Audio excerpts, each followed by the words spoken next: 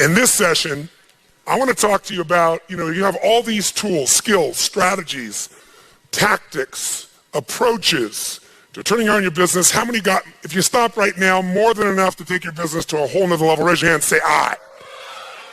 So as we talked about before, knowing what to do is very different than doing what you know. And when something is new, you don't know it quite as well. So there tends to be even more hesitancy. So part of what we're doing in this compression, by you being in this environment, is putting you in a position where day and night you're thinking about this stuff and it starts to amalgamate, it starts to connect. Because as your brain gets overloaded, the beauty of that is your conscious mind kind of disappears a little bit and your unconscious starts to take over. And that's the part of your brain that makes your heart beat 100,000 times a day without you having to think about it. So immersion has that power. That's the beauty of what we're doing. And then many of you are going to get this program, you're going to go back through it a step at a time, and you're going to repeat it. You're going to do that spaced repetition by way of video or audio or some combination of it, maybe using net time, no extra time. So listening to it maybe while you're working out, things of that nature. You'll embed it even more. So let's just assume you organize things well, and we're going to make sure tomorrow you leave with a real clear plan. The plan's in front of you. It's all ready to rock and roll. What is the single most powerful constraint as to whether or not your business is going to grow or not? What is it? Me, meaning the business owner, yourself. And if you're not the business owner, the biggest constraint that you have an impact on is yourself.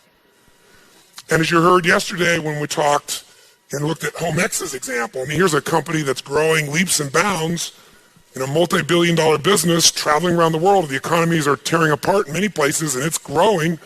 But the constraint that they saw was the vision of the founder, what they were willing to believe is possible. And the great thing about them is, we didn't know. We didn't know it wasn't possible. That's a very helpful thing not to know, just to go out there and do it. How many of you, when you started out in business, didn't know what you couldn't do, and that was quite helpful? Let me see your hand. Say, I. Me too. If I look back at stuff that I did back then, I think, my God, that's unbelievable. I can't believe I would say that or do that or try that. But what's interesting is in the beginning of your business, and when people are brand new at something, they'll try almost. But if you start to succeed, some of you are later in your life cycle. And so as you start to succeed now, you've got something to lose. And now you don't implement at the same level. You've got something to maintain. You've got something to hang on to. And so you have to be cautious about that. But besides your own vision, the limitations of your belief or vision, which hopefully have been expanded, how many feel like that has been expanded? If you shout of a doubt here, say, I know it has, for I can see it. I've had the conversations with you. Each time you hear someone, you see a different perspective, a different way, and you go, my gosh, there's just so many ways to take my business to the next level. I don't have to wait. I don't have to hope for some, quote, good economy.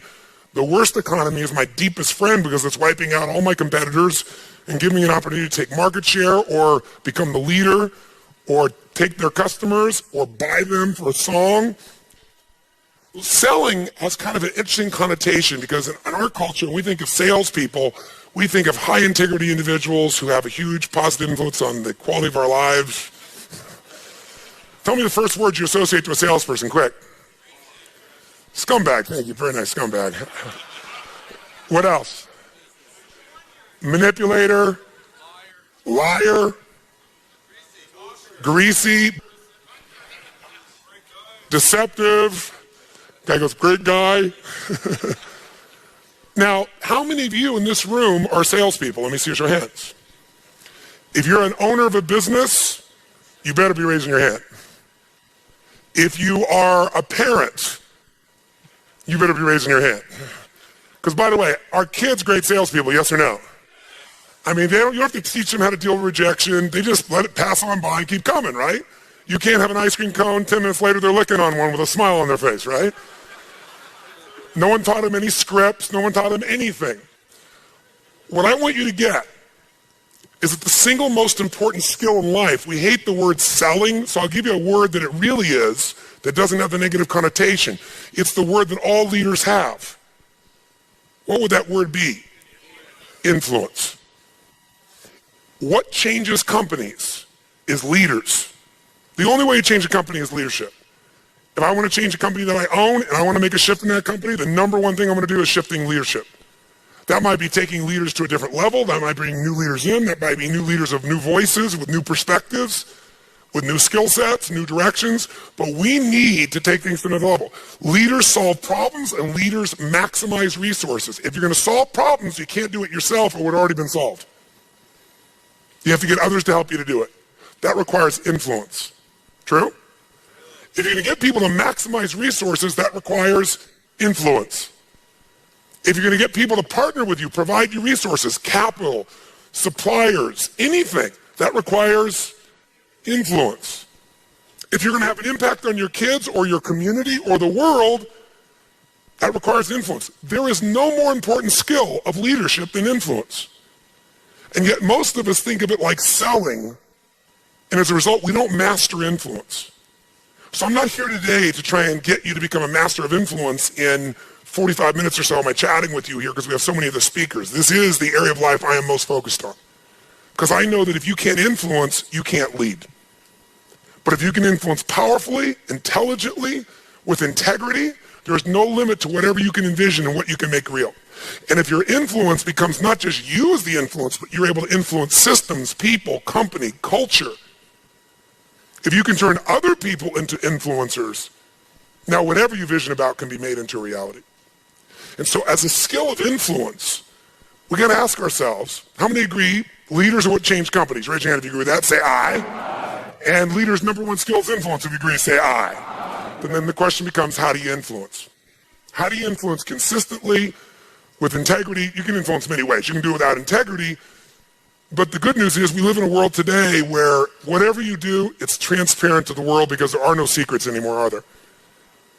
Try to have a secret today, bless you. You can forget the secret. With the internet, with the culture we have, with the way the world is today, there are no more secrets, and whatever you think is still possible to keep secret, give it 3 or 4 more years and it'll be impossible. Every phone call you make is recorded. There's no single phone call that goes in or out of North America that they don't have a recording of, and they can search by word, by tone, by tempo. They can even recognize voices now. There is no such thing as privacy. Everything you've ever put on the internet is there forever, and people know it and can search it. The way you write is searchable now. You can not sign your email, you can put it on somebody else's email, and the structure of your language and the way you influence things can be studied at this level. So the good news about that is manipulation as an ongoing tool for success is over. But adding value will never go out of style. Truth will never go out of style. So influencing with integrity is the secret. But what really influences people? Do facts and figures, we give you enough facts and figures out of a core story, is that going to influence people? No. It's the weaving of that story together in a way that produces what shifts people. And that's human emotion. Ultimately, the big game here is emotion. You have to influence emotion. You have to influence the emotion of your people. If you're going to maximize resources, and if we all agree, as we talked about the other day, it's not a lack of resources, it's a lack of what? Resourcefulness. If you're creative enough, if you're playful enough, if you're determined enough, if you're focused enough, you can find a way. If you're giving enough, if you're generous enough, if you're honest enough, if you're courageous enough, you will get people to help you. You will find the way. You will make that thing happen. You'll access the resource. You get someone to coach you, teach you, loan it to you, let you try it, drive it, experience it. So it's the ability to influence emotion because that's what affects our intellect. That's the bottom line. A core story is only there to give you a set of facts to educate someone that will make them emotional enough to make a decision. And what they do is they go through a series of things that you have emotions about. They may say them in a non-emotional way, but the only reason they work is because you know they're going to open the person's emotion. How many agree with me on this? Say aye. So as leaders, we can never forget that humans are emotional creatures, including ourselves. And to influence other people, we have to know what already influences them. And we can't ever forget what truly influences them. It's going to come down to our ability to connect with them at a deep emotional level or get others to do the same. Here's how I'd say it in a really simple term. To influence someone, you have to already be influenced. Right? To move somebody, you better be moved. To touch somebody, you can't touch somebody about your product or service or vision or idea or your company if you're not touched. To persuade others, you have to be persuaded. You can't give somebody else what you don't have. Now, you may have it intellectually, and here's the challenge. When you first meet somebody in your relationship, and you're all excited. What's the level of energy like? 0 to 10. Make the sound of that energy. You meet somebody you're totally excited by. Make the sound, everyone. 6 months, 6 years, 20 years later. It's scary, isn't it? And it's not time, because there are people I've been with them, been together 65 years, and they're still out of their mind for each other. They make the same amount of noise you did in the beginning here. What changes is, very often, when you're around something enough, I don't care what it is, there's a law called the law of familiarity. The law of familiarity says this: if you're around something enough, you take it just a little bit for granted. And it doesn't matter what it is, it's not that you don't care, it's that you get used to it. It's that the variety of it is not quite as high. It's not so new, and with that, sometimes you give it less significance. Even though in your heart you know it's significant, you don't keep the aliveness of it. It becomes something you intellectualize versus something you feel inside your body with a passion. So there are people say, but we love each other. Yeah, well, that's great. You know, hug each other every now and then. You say you love each other. Little kiss like that. Was that how it was in the beginning? No. It isn't time. It's that most people don't understand that this emotion, this intensity, this passion has to be constantly reinforced every single day. And like any muscle, if you don't use it, So then you have the base understanding of why you do what you do, but you've lost the energy that makes it alive. And so if you're going to be touching people, you've got to be touched. So then the question is, how do we influence ourselves? How do we influence other people? We got to get them into their emotions. We got to get ourselves into the emotions that are going to move us to action. And we got to do that ongoing, because otherwise all the stuff you wrote down will die. It'll die in your book. It'll die in your head. There has to be a level of emotion, a level of hunger in you that makes you go follow through. There's got to be a level of energy in you that when you go share it with people, you're able to influence them to follow through. And when they don't do it, enough to get back in there with them again and get them to do it again. This is where the whole game gets won or lost. Do you agree or disagree with me on this? So what we got to look at is, first of all, us. How many of you have days when you wake up and you feel like, I don't want to talk to people today? How many got days like this in your life? Say I. But again, as I said the other day, if you're the leader, you don't have that choice. If you're the leader, you have to get in a good state. If you're the leader, you have to get yourself in that place. And how many of you have had some gut checks? Let me see again in the last 6 months, 12 months in your business with economy changing like it's never changed before. How many have had those gut checks? Say I. So what do? We have to become masters of influence, which means we have to be able to master the state of our own organization. To master the state of our own organization, we've got to know how to change that. How fast, my friends? How fast? And where does it have to start? Ourselves, since we're the first constraint. And if we can do it with ourselves and influence, then we can teach everybody else to influence. We've said business is innovation and marketing. You have to influence people to innovate, because they're not going to just do it because they're used to what works and it's easier and they know it. Innovation means massive what? Change. How many people go, give me more massive change in my life with all the other things I'm trying to hang on to? They're not going to do that. You have to influence people to innovate. And marketing is influence. So, what influences us is our states. How do we change our states? Let's start with you and I and with anybody we're going to work with. You've worked with me before, you know the first answer. If you're going to change somebody's state, the fastest way to do it is physical. Trying to change somebody's mind is really hard. Change their body, their mind will go. If you doubt it, give somebody enough alcohol and just see how quickly you can change them. True? Give them enough alcohol, I don't care who they are, they're going to change. What are you changing? Biochemistry, physiology. Physical body and the emotion, the mind will shift. That's why people take drugs. That's why people eat. When they go eat, it's a biochemical change in their body. So, but we can do this through movement. We can do this through change. So if you want to be the leader and you're going to be affected, first thing I'd say to all of you going home, so you don't feel overwhelmed, is you need to develop an ongoing discipline, because we are our rituals. And I mean a physical one. If you want to say, well, why is my life the way it is today? Look at your rituals. Whether you call them rituals or not, you have them. Most of you get up and you have a set of rituals. You go straight to email, or you go straight and work out, or you go have your breakfast, or you hit the snooze alarm at least 3 times. It's your ritual. Who knows what I'm talking about here? And if you want to know what somebody's like, you can see their rituals. You can look at anybody's body in this room, if you had them take their clothes off, and you know some of their rituals or lack thereof. Is it true? If every day you get up and your ritual is you go to Starbucks and order a smoke boca, or whatever those things are that you have, right? And a big muffin and whatever it is, right? And that's what you do every day. It's not hard to figure out what you're going to be like by 10:30 in the morning. You're going to be looking for your next coffee, your next whatever, because we want to stimulate your adrenal glands like crazy, and they're going to drop predictably. And we know what your stress level is going to be like. We know when your energy is going to go and fade. It's predictable because of your rituals. If you eat a certain way, you can predict that person's going to be fat and tired. You eat a different way, you know. If a person eats and they exercise a certain way, you know what their body's going to be like. Who here works out 5 days a week, never misses? It's just your life. Let me see your hands.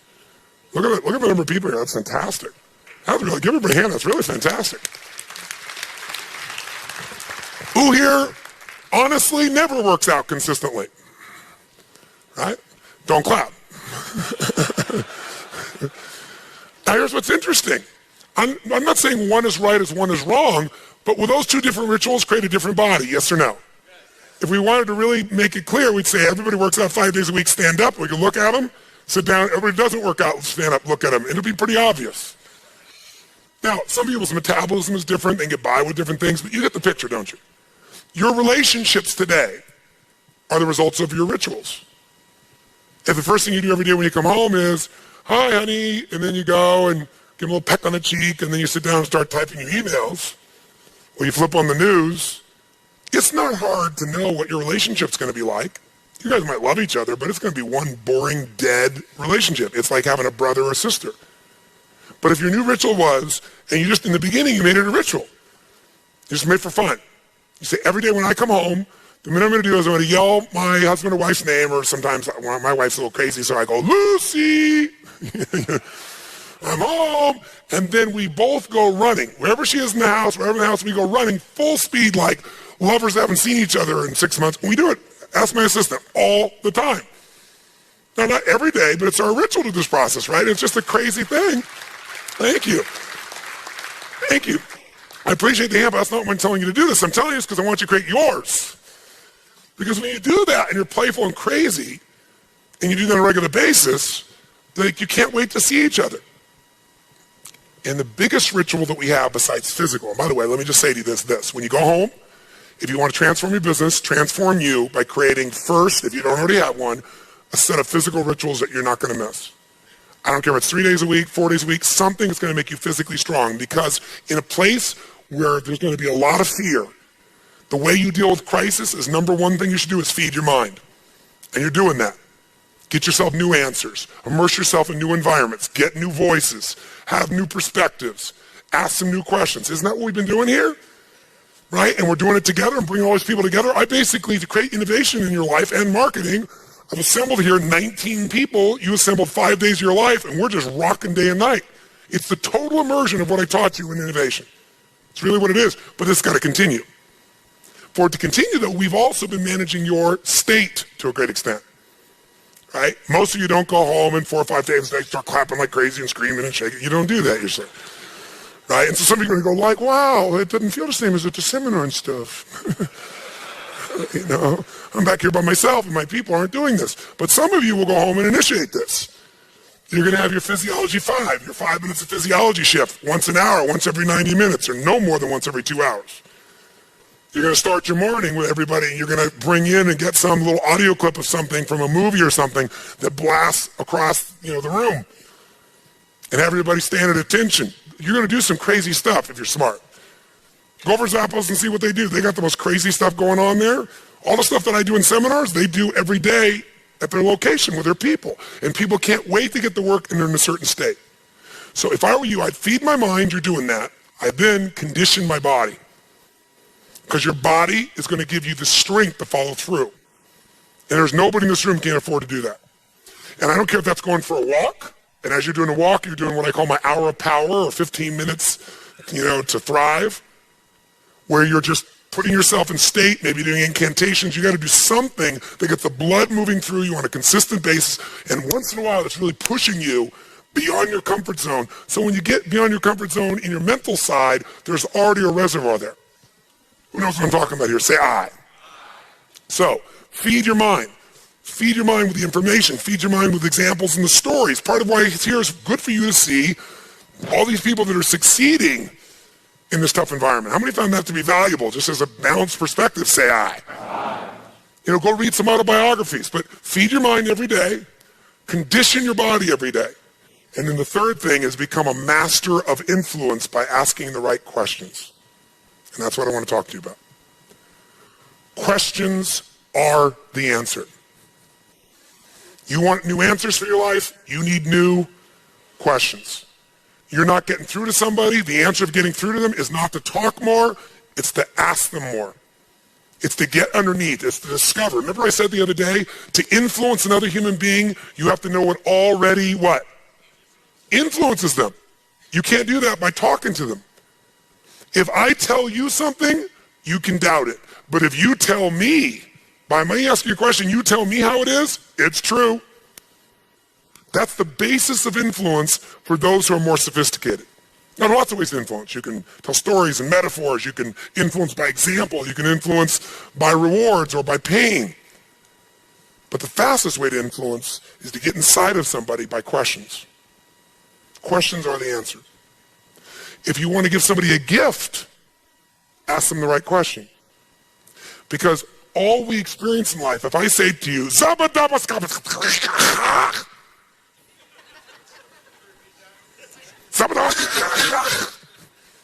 what did you just experience?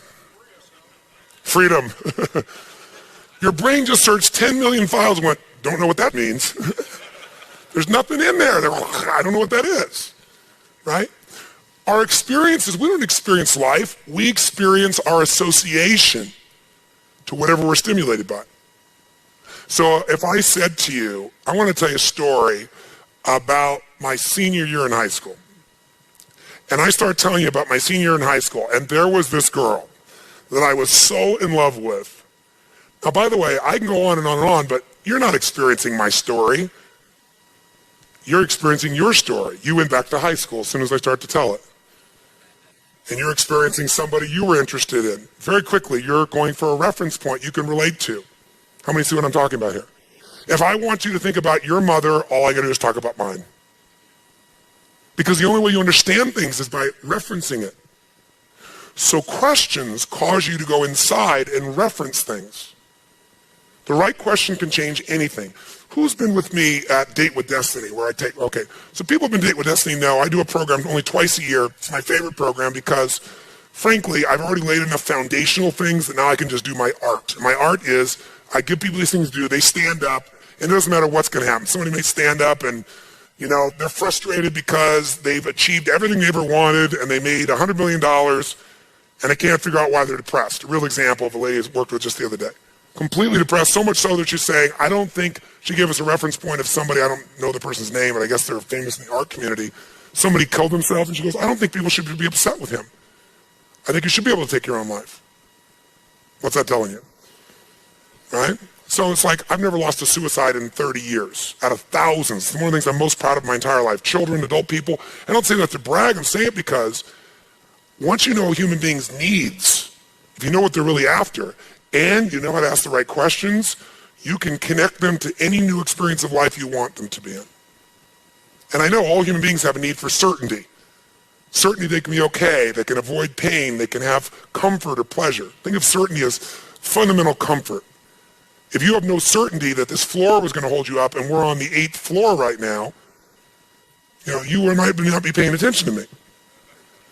I remember once I did a seminar in Switzerland, and it was about 2,500 people. It wasn't a huge seminar, but we were in this building, and it was a building you usually did trade shows in, just like this one, you drive trucks in and so forth. But as we jumped, everybody was jumping in the room like that, and we were rocking them. I took the house to a different level.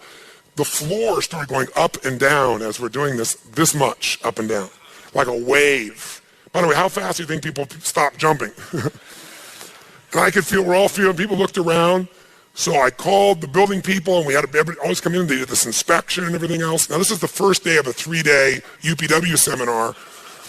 So those who've been to Unleash the Power Within with the firewalk and so forth know it makes what we did this week look like nothing because the intensity is at a whole different level. But it becomes fun because you become so strong so quickly. You're not sitting so much. You're in it. And I can't do 3 days of people sitting for that many hours. They'd be bored out of their mind. It wouldn't change. There'd be no transformation. So they come back and say, the building is fine. It has this much play. It's just trucks usually drive on once. They don't go up and down, up and down. It's a different motion. I said, are you absolutely positive? No problem. So I tell everybody that we're still going to jump up and down. Now, this is going to require some leadership. Does that make sense? What do I got to do? I got to be able to what? Influence them. And by the way, what do you think the likelihood is where everybody told them they're starting? There's just no way they're going to do it. I said, well, if they don't do it, we might as well not do the event because you can't physically sit still and not move because emotion is created by motion. So I said, it's not going to work for 3 days now. It must happen. So since it must, my job as the leader is to influence them. So first thing I got to do is I got to own how important this is. I can't get you to own it if I don't own it. How many agree with me on this? Say aye. If I own it like 90% or 95%, will I get everybody, yes or no? You don't get people to walk on fire by 90%. I think you'll probably do well. Right? I got to own it. And by the way, what if I said, okay, we're going to walk on fire. Okay, who wants to go first? Not me, somebody else. Somebody else go first. Right? As the leader, I always go first. Right? That's my job. So all I did was I divided up the room, and I realized they needed certainty. So I said, watch, we're going to do this with a small segment. We're going to divide you into 3 teams. And so I divided one section, second section, third section, and we all jumped, and I got them jumping, and the room didn't move, stop. And that's what we did. We went all weekend long on these 3 sections, and the room didn't shake. I figured out how to give them certainty till they forgot about it. It was totally fine, right? But whenever you're going to accomplish something, sometimes you got to break it down, but you got to provide this need for certainty. Everybody has a need for uncertainty. Everybody has a need for variety. We all have a need to feel like there's a surprise in our life. Who here loves surprises? Raise your hand, say aye. You like the surprises you want. The surprises you don't want, you call problems. Isn't it true? But you need those too to feel alive. See, you like surprises that you're certain, you're not sure they're going to happen, but if they do, you're certain it'll feel good. Isn't it true? So people have a need for certainty, they need uncertainty, they need variety, they need stimulation. People have a need to feel significant, to feel unique, to feel special, to feel important. If you help people meet that need, trust me, the world is yours.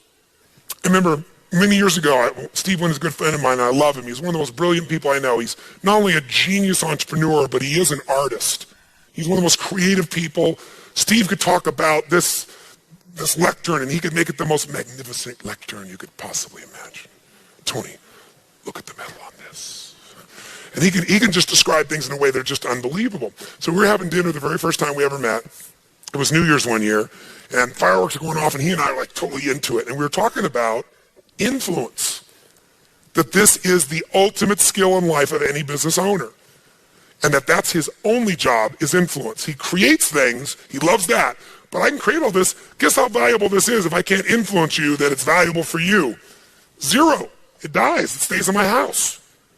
So we're describing this, and I was describing these 6 human needs, certainty and uncertainty.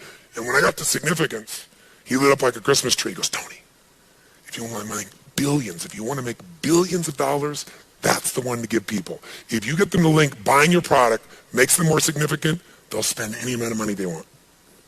He said, think about it. People get these little handbags. What do you mean by these handbags? And he said, they cost nothing to make. They pay thousands of dollars because it's got somebody's initials on it. It's not even made better. I can show you one that's made better that costs 1/100th of the price, 1/10th of the price. When he built the Win and then the Encore, $2.7 billion for a hotel. But guess what? When everybody else is freaking out, you go over to the Win right now, it's full. Because the people that want to be known as the best have got to go to the best place. That's the need structure you want to meet. 4th need, connection and love. Everybody needs connection. Everybody needs love. In fact, all we want that significance for is if we think if we're significant enough, people will love us. If I'm worth it, if I'm enough, if I'm beautiful enough, strong enough, smart enough, rich enough, intelligent enough, playful enough, funny enough, something enough, then I'll be loved. So if you're going to influence somebody, you got to know what's influencing in them is the need for certainty. And when you talk about change, you just mess with that. True? There's a need for uncertainty, but you got to show them how it's positive uncertainty, a variety. They need to feel significant, and gosh, what if you bring this new thing in to change and it doesn't work out as well for me? I feel stupid, I look like I failed, I feel insignificant. Love, gosh, I don't know if I'll even love myself if this doesn't go well. How many follow the pattern of what people get concerned about, right?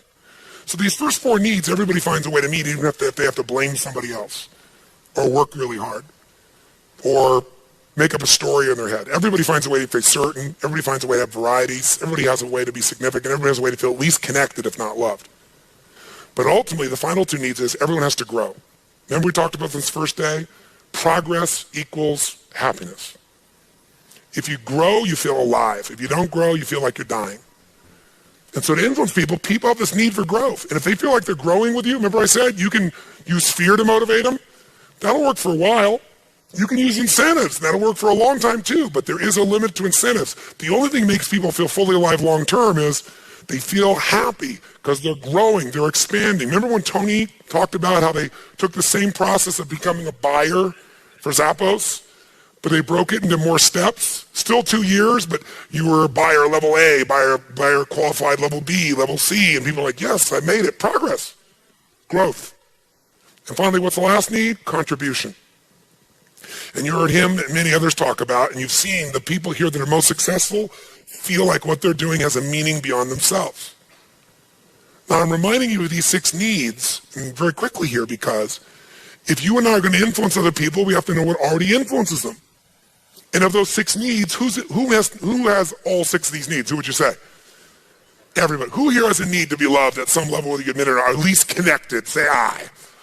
Who here needs to feel unique, special, important, significant? Raise your hand, say I.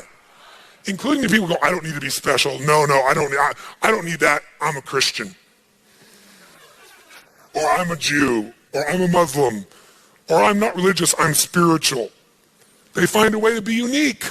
Everybody needs this. It's human nature. So we need all these needs to be met, but we don't need them all equally. We've learned to value some of these 6 more than others. Some value certainty more than anything else.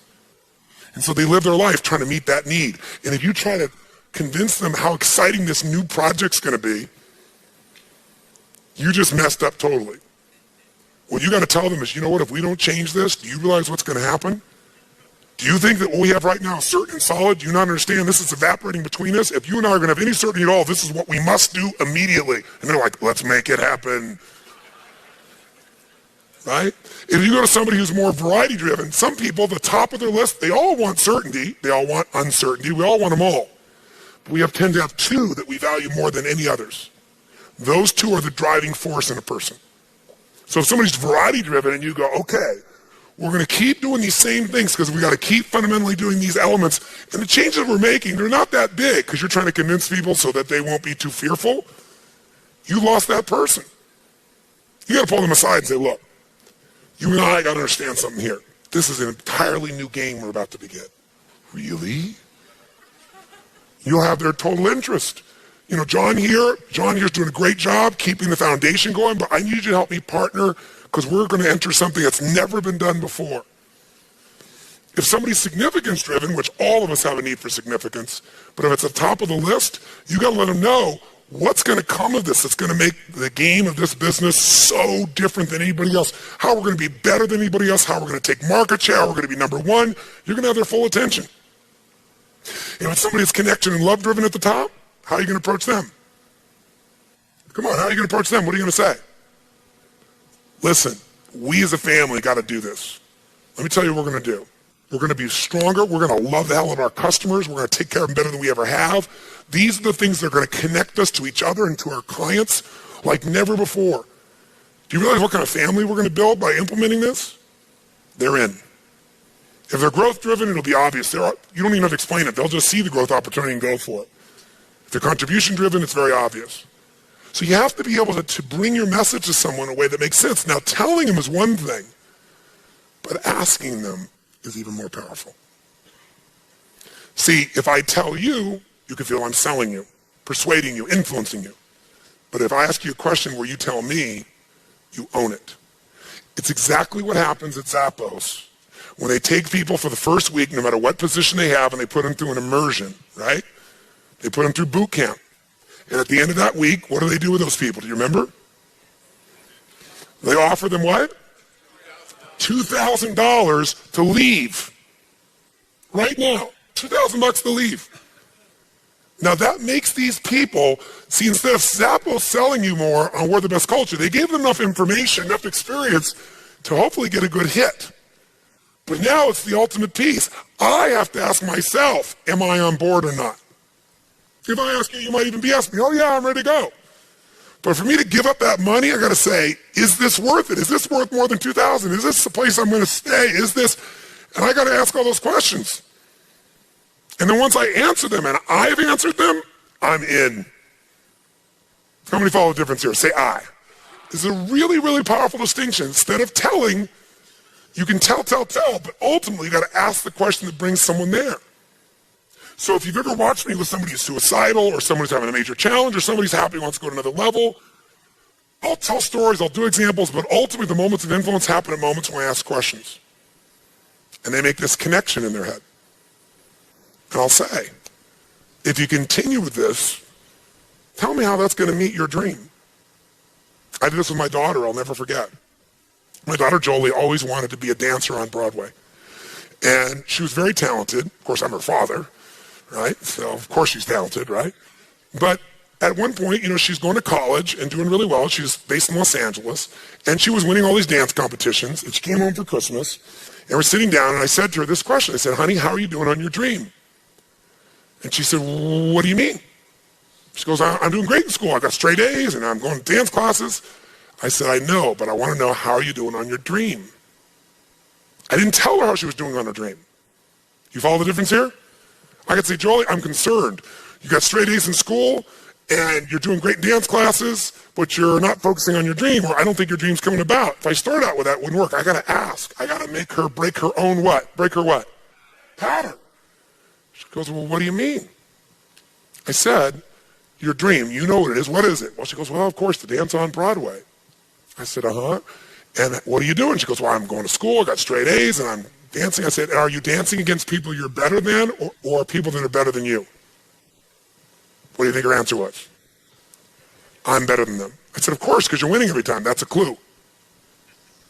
So my question is, how do you get better playing against people you're better than?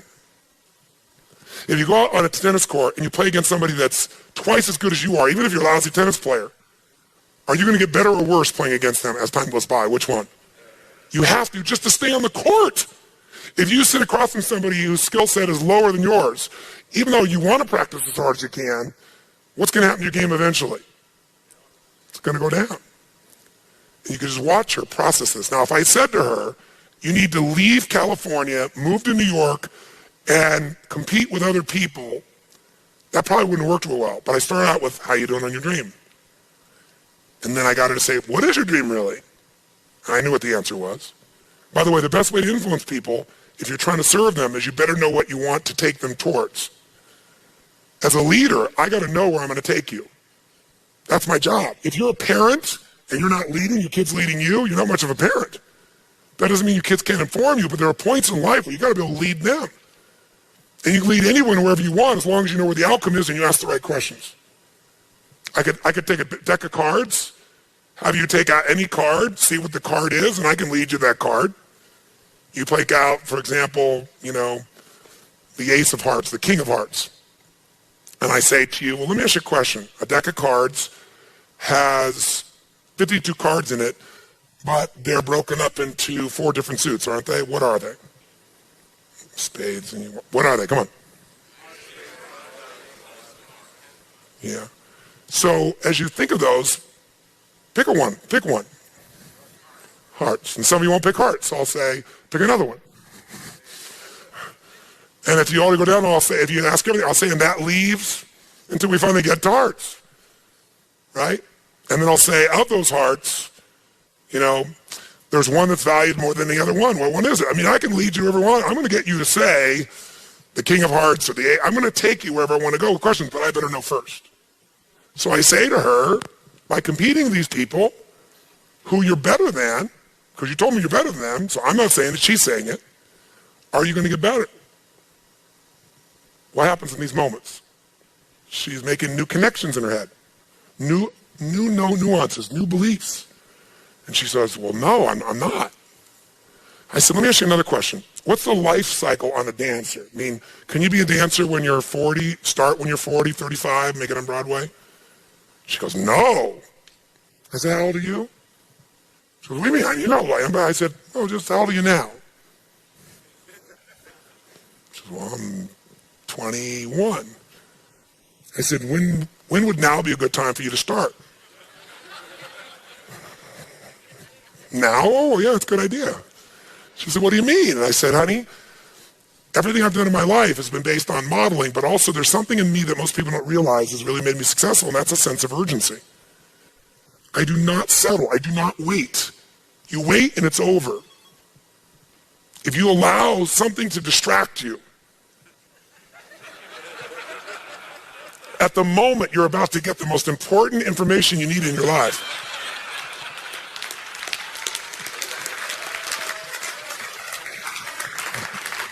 What do you think the price is?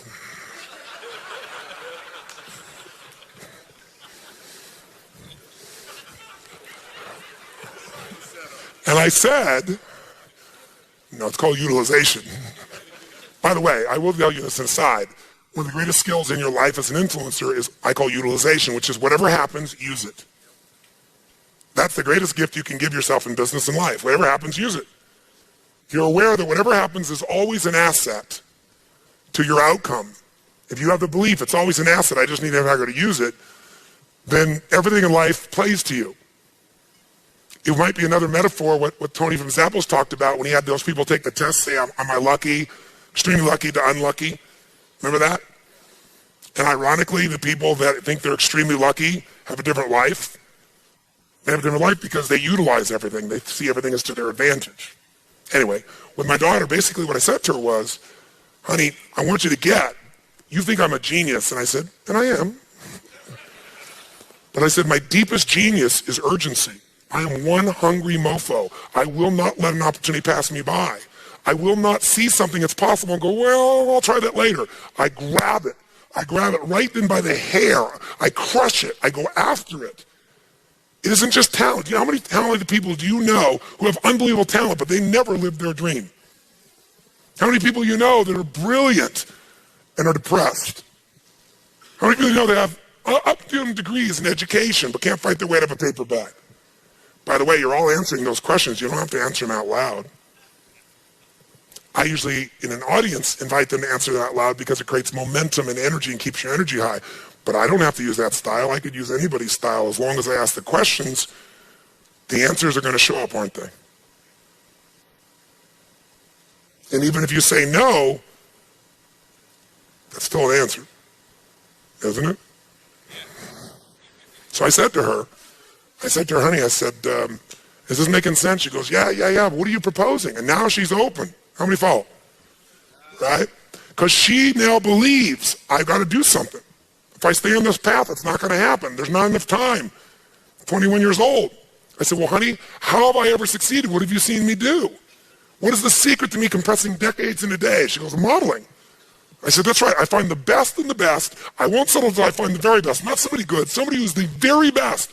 And I go figure out everything they do so I can compress decades into days. You need to go model or work with the best person in your industry in the world who happens to be in New York. And you need to train with them. And it's not enough to model somebody. You got to take massive what, my friends? Massive what? You can come here and model all the people here, but if you don't do anything with it, it's over. It's not going to happen. So I said, you got to take massive action. She says, well, what are you proposing? I say, leave school, move to New York, go into training. I will pay for the training as long as you have a full-time job paying for your housing. Because I want you to be a working actress, and as long as you're going on auditions. You can't just go train and work. You have to find a way for auditions too. You do that, I'll pay for you to be able to go there. I'll pay for your training, you pay for your housing. So that's really scary. That's a lot. That's a lot. When would I do this? She goes, I'm in the middle of school. I said, when would now be a good time? She goes, you mean like right now? I said, what do you think? She says, in the middle of the school year? I said, yes. She said, but you're the one who told me to go to college. I said, I was wrong.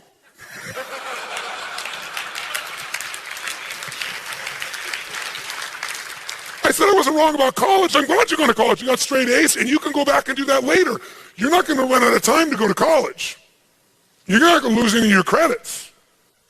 But you're running out of time to become a dancer. I said, I don't know if you're that skilled. I think you're gifted, but I'm your father. Of course I think you're gifted. You could be ugly. I still think you're beautiful. You actually were when you were born, kind of like a lizard. I still thought you were cool. Right? So I said, the only way we're going to know is if you get in it. Because I said, there's one emotion I don't ever want you to have in your life, my girl, and that's regret. That's an emotion I don't want you to ever have. That's up to you. But if I can help you from not having it, that's what I'm talking to you right now. And if you don't take this shot now, you tell me what level of regret you might have later in life.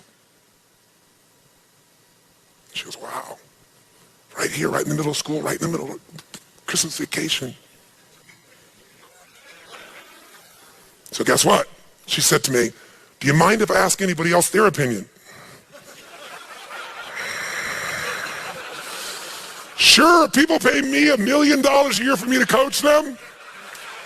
But you should frickin' ask somebody else what they think.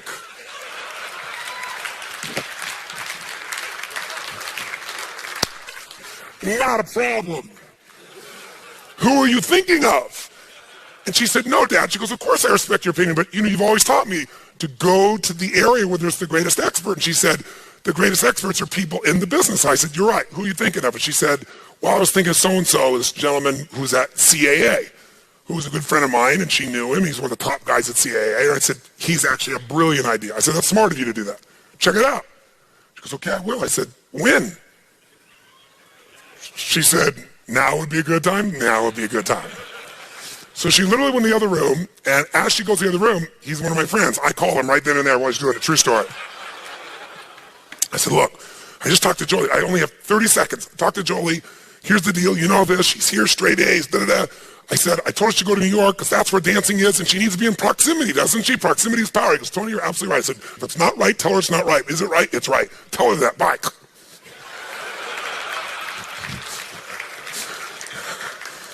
No exaggeration. She walks in 3 minutes later and says, the line's busy. I left a voicemail. So I said, honey, don't leave a voicemail. Call back again. You know him. He's on the line all the time. She always calls him. Long story short and true story, she talks to him on the phone. He talks to her for like an hour and a half.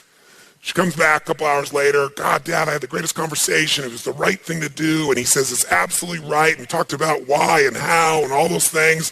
And so I said, okay, great. I said, you can't be a prophet in your own land, I guess, around here. But I looked at her and said, Father knows best. She laughed. We laughed about it. So I took my little sunshine girl who was used to living in Southern California and going to the beach, right? I took her to New York during one of the worst winters New York had in like 15 years and put her in this crappy little apartment deliberately because I wanted her to be hungry, right? And sure enough, she went and she trained with some unbelievable people and she kept going on these things. And less than 6 months later, she called me up at one time and she said, Dad, she goes, I have a little surprise for you. When you coming to New York? And I told her and she said, okay, well, I want to pick you up from the airport. Sure enough, I get to the airport. She's not there, but there's a car there for me. A little note. I said, Dad, I just have a little surprise. And so I'm okay. So I get in the car and I'm excited to see my daughter. And the car drives by her apartment and we go down to downtown Broadway. We pull up in front of a place and there's a play called Tommy, if you remember that classic play, right?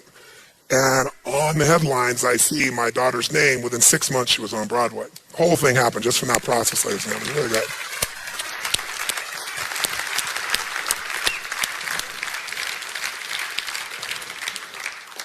Influence is the game. You must lead your children, you must lead yourself, you must lead your business, which means you can lay down law, foundation, principles, distinctions, you can tell stories, you can give examples, but ultimately you must ask for the order. You must ask for the action. And you must ask in a way where they're already convinced because they know it's right inside of them, not because of the power of your personality. Because the power of your personality will go away. But see, when I went away, she already owned all this. How many follow the difference here? Say aye. Aye. Plus, you'll learn a lot. You'll learn. You'll find out I'm trying to influence do something may not be right. Maybe the better thing is some mixture between what I thought and they thought. You'll find that by asking questions. You can't just ask questions where you're only trying to get to the outcome. You got to have the overall outcome, and you got to be open to what's happening as feedback along the way. And you got to know what people need: certainty, variety, significance, connection and love, growth, contribution. And you got to know which one of those they value most to get their attention. You got to start with what they value, not what you value. See, most people think influencing someone is getting them to do something. Well, if I said to somebody here, okay, I'll give $1 million to the first person up here who's naked within the next 15 seconds, trust me, that's not influence. Any idiot could pull that off. That's a bribe. And that's what some of you do with the people you manage. You try to bribe them, and you go, look how well they're doing for a while until that gets old. Till being naked gets old or $1 million gets old. $1 million gets old. Who knows what I'm talking about here?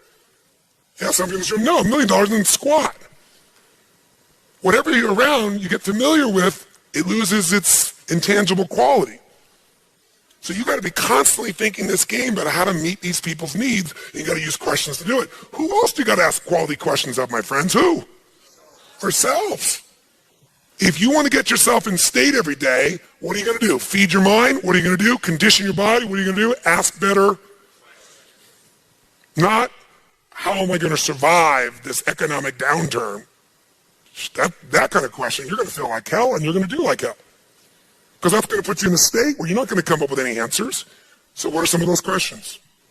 Well, in my own life, I learned to ask questions that were very helpful to me. I learned just to go, instead of saying, I'll give you an example. I remember I was on the road. I'd been 120 days in a row on the road. 100 of those days I'd been on a stage. My voice was gone. My body was gone. Because most of the things I do are not like this, where it's you guys are sitting in chairs and it's casual and talking for a few hours. Here's a 50-hour day, weekends. Bam, bam, bam, bam, bam. And then the full time in between, and then flying 12 hours. Crazy. And I got home, and I was burnt out. I was physically burnt out. And I got home, and the first day I was home, I had 100 and something phone calls. Now, this is obviously the days before email, because I thought 100 phone calls was really just horrific. Right? I was like, 100 phone calls, and these were the questions I asked myself. I was like, what the hell is the matter with my life? How did I end up in this pit? By the way, I was living in a 10,000 square foot castle overlooking the ocean in Del Mar, California, while I was saying this to myself. But can you hypnotize yourself with questions, yes or no? Questions have presuppositions, like the man who came the other day and said, well, how can I do this when it's impossible? That's basically what he said to me. He said, how can I double my business when, no one is buying anything anymore? Well, if you ask a question built with a negative presupposition, you're in pain. You have to have a better question. So I said to him, is there any other person you could sell to? Is there any other service you could create? Is there any other market that exists in the world? You get new answers when you ask new, but we ask the same questions over and over again. So I'm going, why did this happen to me? And why do I have to respond to all these people? But then what I did is I realized to change my state. I went and drank some water. I was dehydrated. Shook my body out. So, what I'm going to do first? I'm going to just go for a little run. Went for the run, got my body changed, and the state changed. New focus came with new questions. I started thinking, you know what? I would have died to have some of these people call me, 4 or 5 years ago. One was the President of the United States on that list. Another was a guy who's now one of my dearest friends that I remember I used to be a fan of this man. He's just a genius of a man. And now he's one of my best friends. And so I asked myself, how did I get so lucky to get these people in my life? How did I get so lucky to have 100 people want to talk to me in a day? There was a time I can remember in a 400 square foot bachelor apartment in Venice, California, when I heard the song I Am, I Said, and no one heard, not even the chair. And I sat there with tears thinking my life had no meaning and I mattered to nothing and no one. Sometimes it's good to ask a question that reminds you that whatever you think is stressful today was something you would have dreamed about at one time in your life. To have a foreground, you need a background. Sometimes it's useful to remember your background. So I asked myself, okay, why do I want to call these people back? Is there a presupposition there, yes or no? What would be great about calling these people back? Well, I said, actually, I want to catch up with Peter. And pretty soon, instead of having to do it, does the state you do something in affect the people you deal with, yes or no? And your state is affected by what you focus on. And what you focus on is controlled by questions. So then I thought, a better question. I said, how can I make all 100 of these phone calls and enjoy the process? Because for me, it meant sitting down, being all crunched up, going in there, talking, not breathing, not eating, not anything, 100 calls, right? And I looked out the window as I saw that outside. It was a sunny, beautiful day, and there was sitting my swimming pool and jacuzzi overlooking the ocean. And I said, I'm calling everybody from the jacuzzi. Because I asked a better question. How could I make these calls and totally enjoy the process? I didn't get the answer. So if you keep asking, that's the secret. Ask and you shall. But you got to ask consistently, and you got to ask from a state of certainty. Not like, well, what do I do? That's not going to do. I said, how can I make this call and totally enjoy it? I went, I'm going to call from the freaking jacuzzi overlooking the ocean. If I wasn't making the calls, that's where I'd be. So why wait? So I took my little list down and got not my cell phone, but my little extender phone out, right? And I sat in that swimming pool and talked and laughed. I remember why I was calling everybody, and before I called them, I thought about all the things that we'd done together or what was cool I wanted to share with them. And I made all the calls. I didn't reach everybody was reachable, but I made all the calls I could possibly make. And I was in that jacuzzi for about 3 hours, and I came out like I looked like I was 4,000 years old. But I was so relaxed, and I had the best time, and all the calls got made just because I asked a better what? If you want to influence somebody, ask a better question. That's the whole game. If you have a problem, people tell me all the time, I have a problem with that. And I say, what's your question? Because all you're saying when you have a problem is there's a question that you have that's not been answered. Problems are really questions that have not been answered. But when you state them not as a question, you forget that you're after an answer. So, tell me your problem in your business, sir. Funding. What's your question? What's your question? Because by the way, when you go, my problem is funding, guess what you got? Now you have a problem. It's yours. You get to hang on to it. You get to label it my effing problem. You get to show people your problem. You get to talk about your problem, but nothing changes. Nothing changes until you get an answer to what really is going on. What really is, it's a problem because you haven't formed it as a question. If you got the question and you keep asking it, and you ask it with enough certainty, playfulness, creativity, you ask it with the right people, you ask it enough people, ask and you shall what? Seek and you shall. Now you don't have to be religious. Those are useful terms to remember because it's true. But the problem is still your problem because you haven't formed it as a quality question. You know, say, I got a question. How come I can never get funding? Yeah, that's like somebody says, how come, I can never lose weight? And your brain goes, because you're a pig, right? If you ask a lousy question, you get a lousy. It's true of your customers, true of yourself, true of your clients, true of the people that work with you. So what's your question, sir? My question is, how can I go out and talk to some people and let them understand what a great investment that bullet hire is? Okay, give me a hand. That's a nice question. Very nice. And stand up, sir. And now tell me the answer. In fact, tell me 3 answers because I want to show you all something. Problems get solved only when you adopt this philosophy. No more than 5% of my time on the problem. 95% of my time on the solution. In most organizations, if you took the amount of time they spent talking about the frickin' problem and what caused the problem and where the problem came from and who's responsible for the problem and how the problem emerged, is it that ratio, yes or no? No, it's not 5% of the time, is it? It's probably almost reverse. It's usually 70, 80% of the time on the problem. If you're lucky to get 20% on the solution, it's usually 5 or 10% of the time on the solution.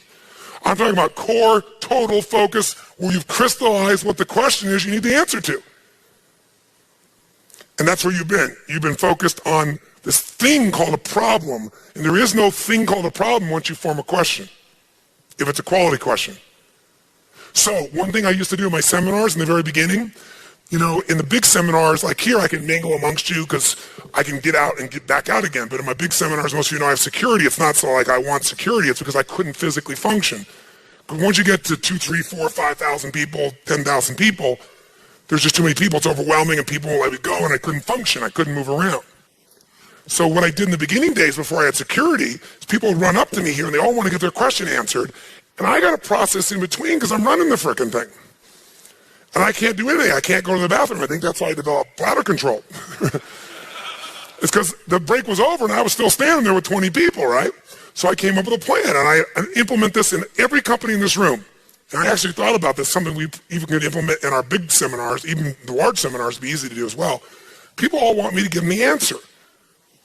And I'm happy to give them an answer, my answer, which might be a good answer, might not be, but it's the best one I can give you. But even if I give you the best answer, wouldn't it be better if you came up with the answer? Because I come up with it, a little bit of you is a little annoyed that I had the answer and you didn't. First, you're happy to have the answer. Then later on, you're a little pissy because you went, oh, I could have thought of that answer. I'm doing the show for NBC. It's called Breakthrough with Tony Robbins. And in order to get the show, I show them all these films of people I turn around. You know, I take the impossibles is what I want. The people that have been in therapy for 20 years, or the person who's suicidal, or the relationship that's over. And I just live to take the impossible, make it possible. Now, by the way, in relationships, sometimes it's better for them to be apart. So I don't want to keep the impression that we always keep people together, because that's not necessarily the goal. But I said, go find some people of your own so you know I didn't get specially good, pick the right person. You will pick anybody and I'll turn them around. And so, sure enough, they went out and found some people. And one of the persons they got was a man who they went to a speech pathologist and said, could you turn somebody around who's stuttering? Who's been doing it for years. Of course, I could do it easily. I said, really? He said, sure. I said, get the worst stutterer you could possibly find, search all pathologists, speech pathologists, find their worst patient. I'll have it in an hour. And they look at me going, really? It's really? So they get me this man. He's been stuttering since he's 2 years old. His name is Rashad. He's a really wonderful soul. About 30 years old. Some of you met Rashad. Some of you know what I'm talking about, right? Some people are clapping. It's because he came to an event. They got to see this man. And so they brought him to see me. Guy's been stuttering since he's 2. It'd take him like 3 minutes to say his name. He's like this, going like this. I'm sitting there very patiently, right? Waiting for him to say his name. You can imagine that tempo in my life. So anyway, he finishes his name, and the long story short is, I get him to stop stuttering within 20 minutes, within an hour completely, within 5 hours, because I want to change his whole life, not just stop his stuttering, change everything. And I got him to remember a moment in his life when he started stuttering. And he couldn't remember. I said, what's the earliest memory you have in life? By the way, how am I influencing him right now? Guess who else is starting to search for the earliest memory in their lives? So I said to him, what's the earliest memory in your life? And he thought for a while, he was, I don't know. I said, I know you don't know, but if you did, what would it be? And he finally says, I was 2 years old. I was eating cereal with my brother, watching cartoons. I said, okay. What was the cereal? Cocoa Puffs. That's not it. I said, what was the cartoon? He said, Rocky and Bullwinkle. And I said to him, didn't Bullwinkle always stutter? And his eyes got like this big. He said, yeah. I said, whenever he was in trouble, he stuttered, and then Rocky came and saved him. He watched this unbelievable transformation. I said, something happened before that day, because whenever someone has locked down that day, you have a memory before it, you've just blocked it. I eventually got him to remember the night before his father had brutally beat his mother. And then he didn't know what to do when he was watching Rocky and Bullwinkle, and he started stuttering. And sure enough, Rocky comes to the rescue. His dad stopped beating his mother because he had to deal with his son stuttering out of control. So unconsciously, he became the problem, so the father had to focus on him instead of beating up his wife/mother. I said, that worked really well for a 2-year-old, Rashad, but not very good for a 30-year-old, Rashad. Does it? Is that what you want? All of it is setting something up and asking the question. Anyway, the transformation was incredible. The next day, the reasons people clapped in the room is, I mean, the transformation was amazing. I had him find a part of himself that was like a warrior because he was kind of a beat down guy. And he got up in front of 5,000 people and just took the place. I mean, it was like, if NBC had not found him, they thought for sure he was a plant, that I'd done this thing because he looked like an evangelist speaker. And I didn't tell him anything except, I'm probably going to call on you tomorrow. All right, that's all I told him. He took the stage, and then I brought him a Date with Destiny, and I picked him for the most difficult process in Date with Destiny, and no one in the room who wasn't in the first seminar knew, no one could tell he ever stuttered. So the reason I tell you this story, though, is guess what happened at the end? He wrote me a letter to thank me and told me that it was the most incredible experience of his life, but it took him 3 weeks to deal with something, and what was that? And it was that I had cured his stuttering, and he hadn't. That God should have got the credit, not me.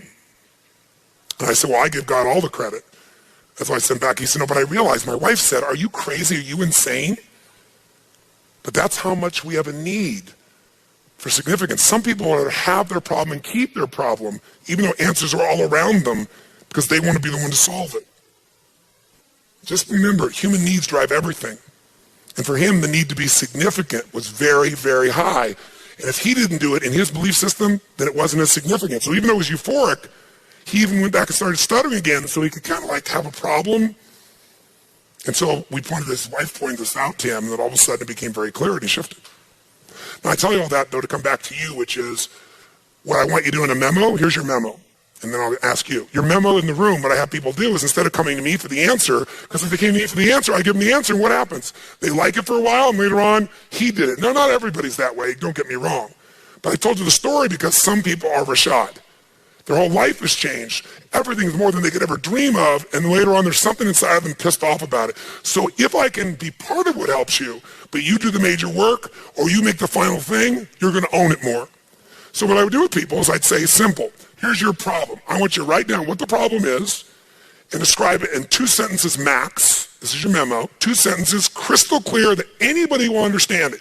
If you have to write more than 2 sentences, you have to tell them a paragraph, the question doesn't work.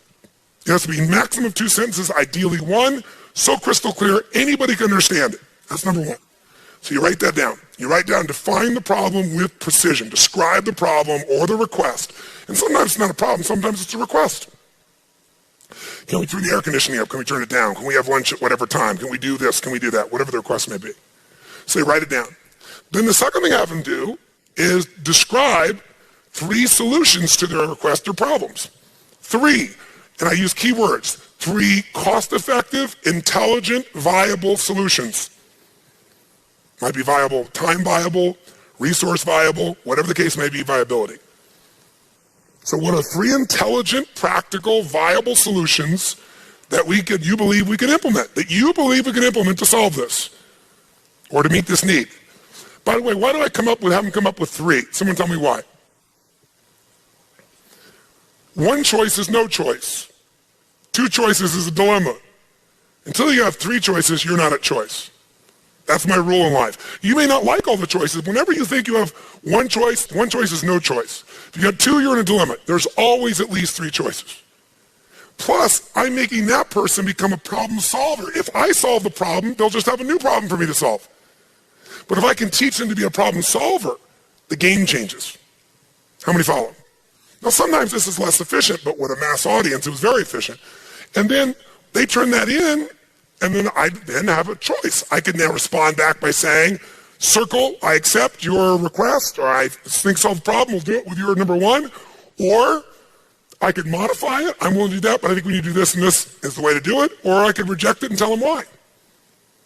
And then we'd have this communication. It was very efficient. This is very different than, tell me what you think we should do in a suggestion box. So now, tell us your question, and then tell us at least 3 answers that are quality answers, viable answers. Okay, the question is, how can I influence people to put in money into my company and help me change the entire recruiting industry? Wow, give me a hand for that. That's a different question than you had before. Now, sometimes your question has too many outcomes in it simultaneously. Sometimes, I'm going to raise enough money to do this and change the whole recruiting industry. That might be over-chunked. There's two ways to chunk. You can chunk something at 8 million bites and it's overwhelming, or you can try to eat the entire whale with one bite, which is also overwhelming. Too many chunks, you're overwhelmed. Only one big chunk, you're going to be overwhelmed. But I like your question. What's the essence of your question, though? What's the burning part of your question? What's the one that's most burning? In that question, tell me one more time, what is your deepest question right now?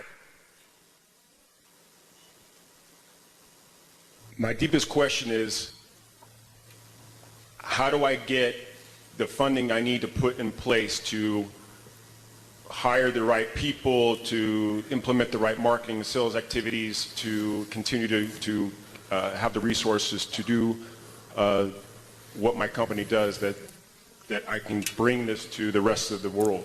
So you see, it's getting better, but he's still making it over chunk. How much money do you need to do that? About 1.5 M. And do you have a clear, specific plan? Yes, I do. And does it have a track record that you can manage? Yes, I do. And do you have management that people who are investors would say their participation would significantly reduce my risk? Yes. Then what's your answer? Give me three. Give me three clear answers that are viable, intelligent, practical, and you could act on immediately. Go on Twitter. Ask who wants to change the whole recruiting industry and make it simple and easy for any hiring manager, for any job seeker to apply for positions. And by the way, you can make $1 million in 3 to 4 years. That won't work on Twitter. There's only 140 characters. Okay. Who would like? The answer is go to Twitter and ask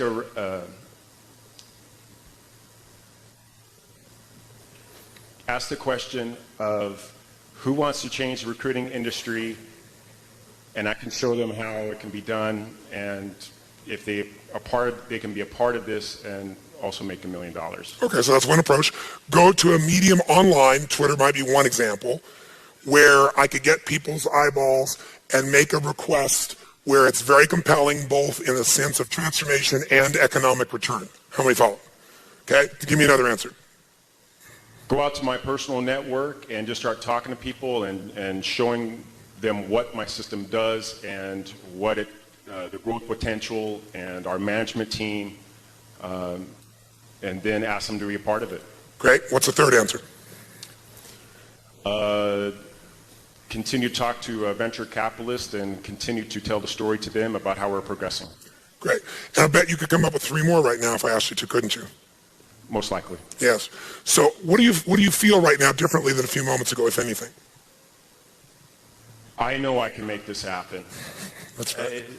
Give him a hand, first of all, for that right now. That's the process. Why? Why?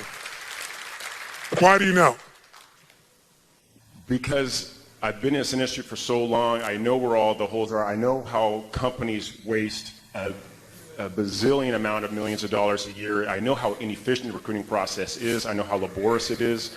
And our system takes about 80% of that and completely wipes it away. Great. Now I want you to notice something. Clarity is power.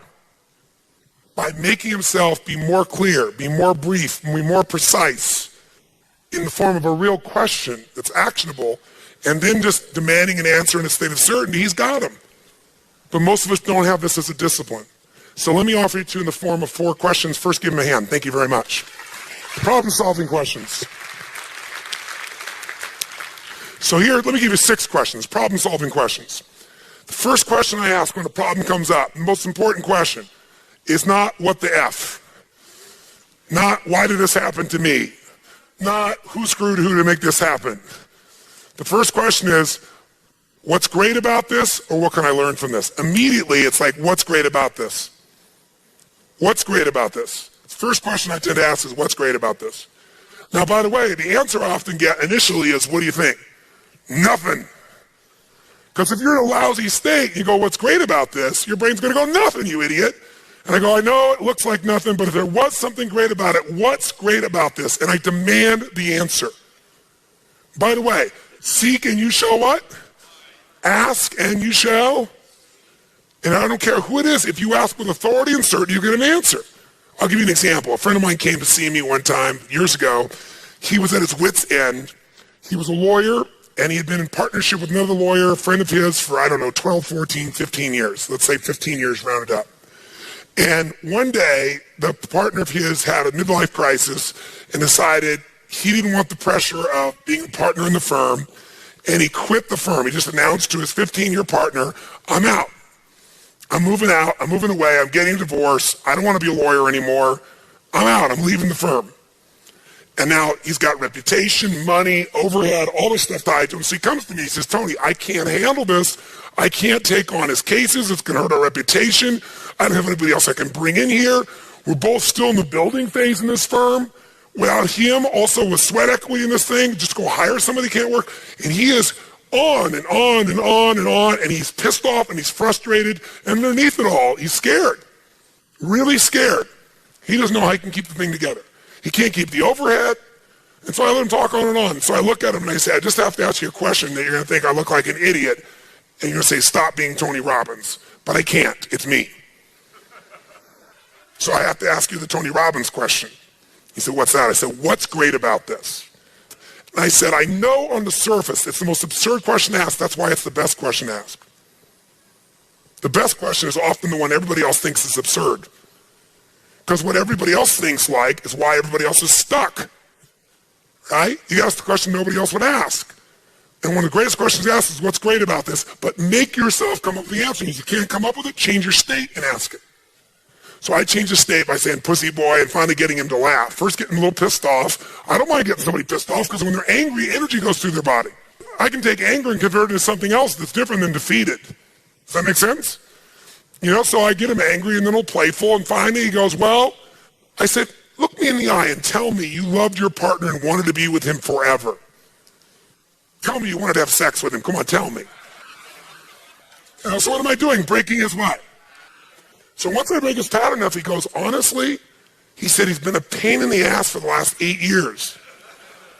I said, what's great about this? He said, what's great about this is it makes me no longer settle for the wrong partner. And when he got that, it changed the meaning and it changed the game instantly just by answering this question. How many follow this? Say aye. What I've been endeavoring to do, and what Chet and all of us have been endeavoring to do this week, is give you the answer to the question of what's great about this economy. How many starting to get what's great about it now? Say aye. Because now you have the ultimate advantage when you look forward to recession.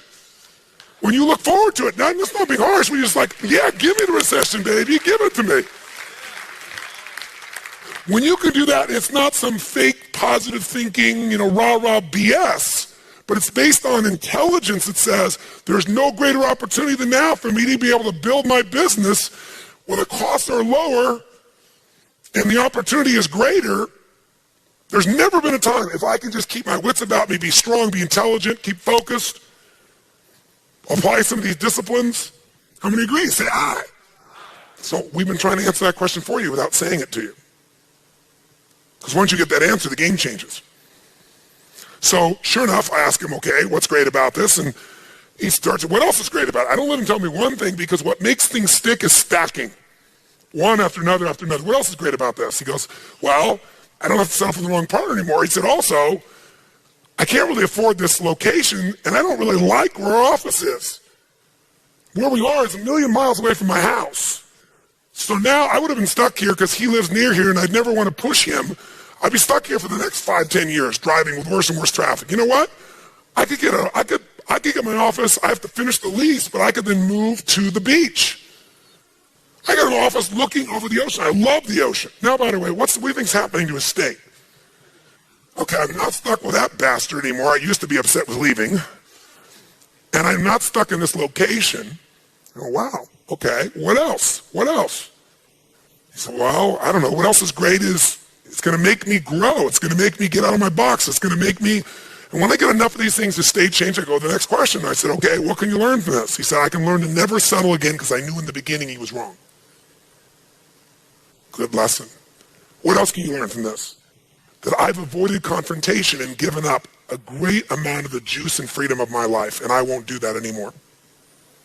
Wow. By the way, is this now really a gift of an experience? Yes or no?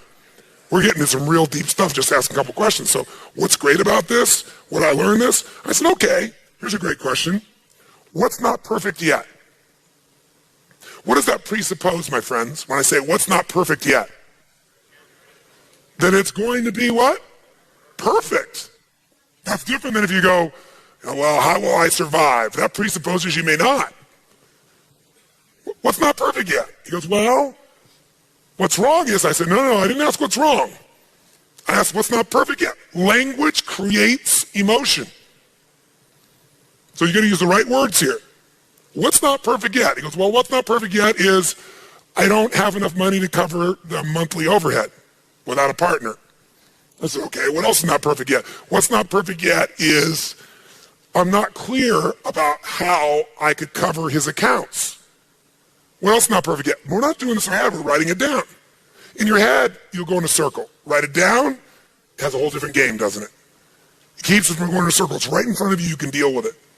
So guess what? We come up with what's not perfect yet. As we're looking at what's not perfect yet, I said, okay, now here's the question. What are you willing to do to make it the way you want it? What are you willing to do to make it the way you want it? He said, what do you mean, what am I willing to do? I'm asking you point blank.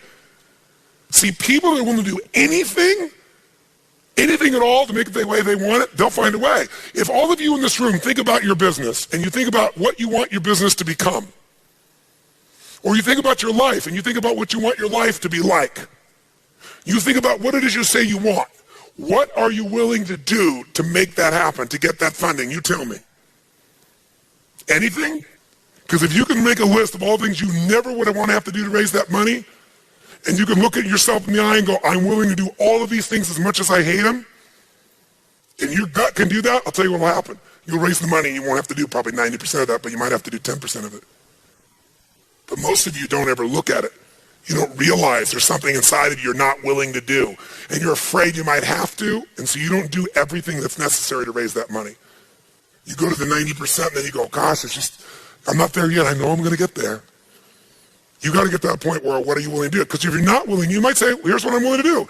I'm willing to, he says to me, I'm willing to take this on and stop. I'm willing to take this on. I think the first thing he said is, I'm willing to take this on and find a way to either grow the firm or shrink it and keep it above the line. I'm willing to do whatever it takes to keep the firm above the line. I'm willing to do whatever it takes to make it not go broke. I said, well, what else are you willing to do? Well, I'm willing to make it profitable. I'm willing to work extra hours. I'm willing to, if necessary for the next 6 months, double cover cases. I'm willing to call in favors. I'm willing, and we write it all down. How many are following this process? Then there's another question you got to ask yourself that's also very, very, very important, and that is, what am I willing to not do? In other words, I'm willing to do this to make it work. What am I willing not to do to make this the way I want it? What am I willing to do? But then what am I willing not to do to make this the way I want it? And I use this confusing language on purpose to break his what? You're willing to do this, what are you not willing to do? How many follow this? I'm not willing to whine. I'm not willing to become a defeated man over this. I'm not willing to be in a position where I live in fear and stress every day. I don't have to. I can just decide how I want to make it work, and I'm going to make it that way. I'm not willing to make him my excuse for being frustrated every day. That starts to solve the real problem, doesn't it? And then finally, how can I enjoy the process? How can I solve this? How can I create this, but also enjoy it? That was like me going outside in the jacuzzi. How can I enjoy the process? And he said, I could make my son my partner. I said, what? He said, my son is graduating from school, and honestly, there was no space for him here. We couldn't afford to bring him on. But I'm thinking, that's so stupid.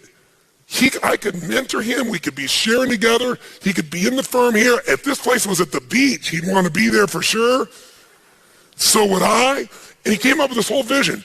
And in 5 or 6 questions, he went from depressed, overwhelmed, no future, to the life of his dreams is now being created because of this gift that just happened in his life. That's the power of questions. We were at lunch for an hour. But, the minute he got that this was great, what was great about this, the job was 80% done. How many follow us?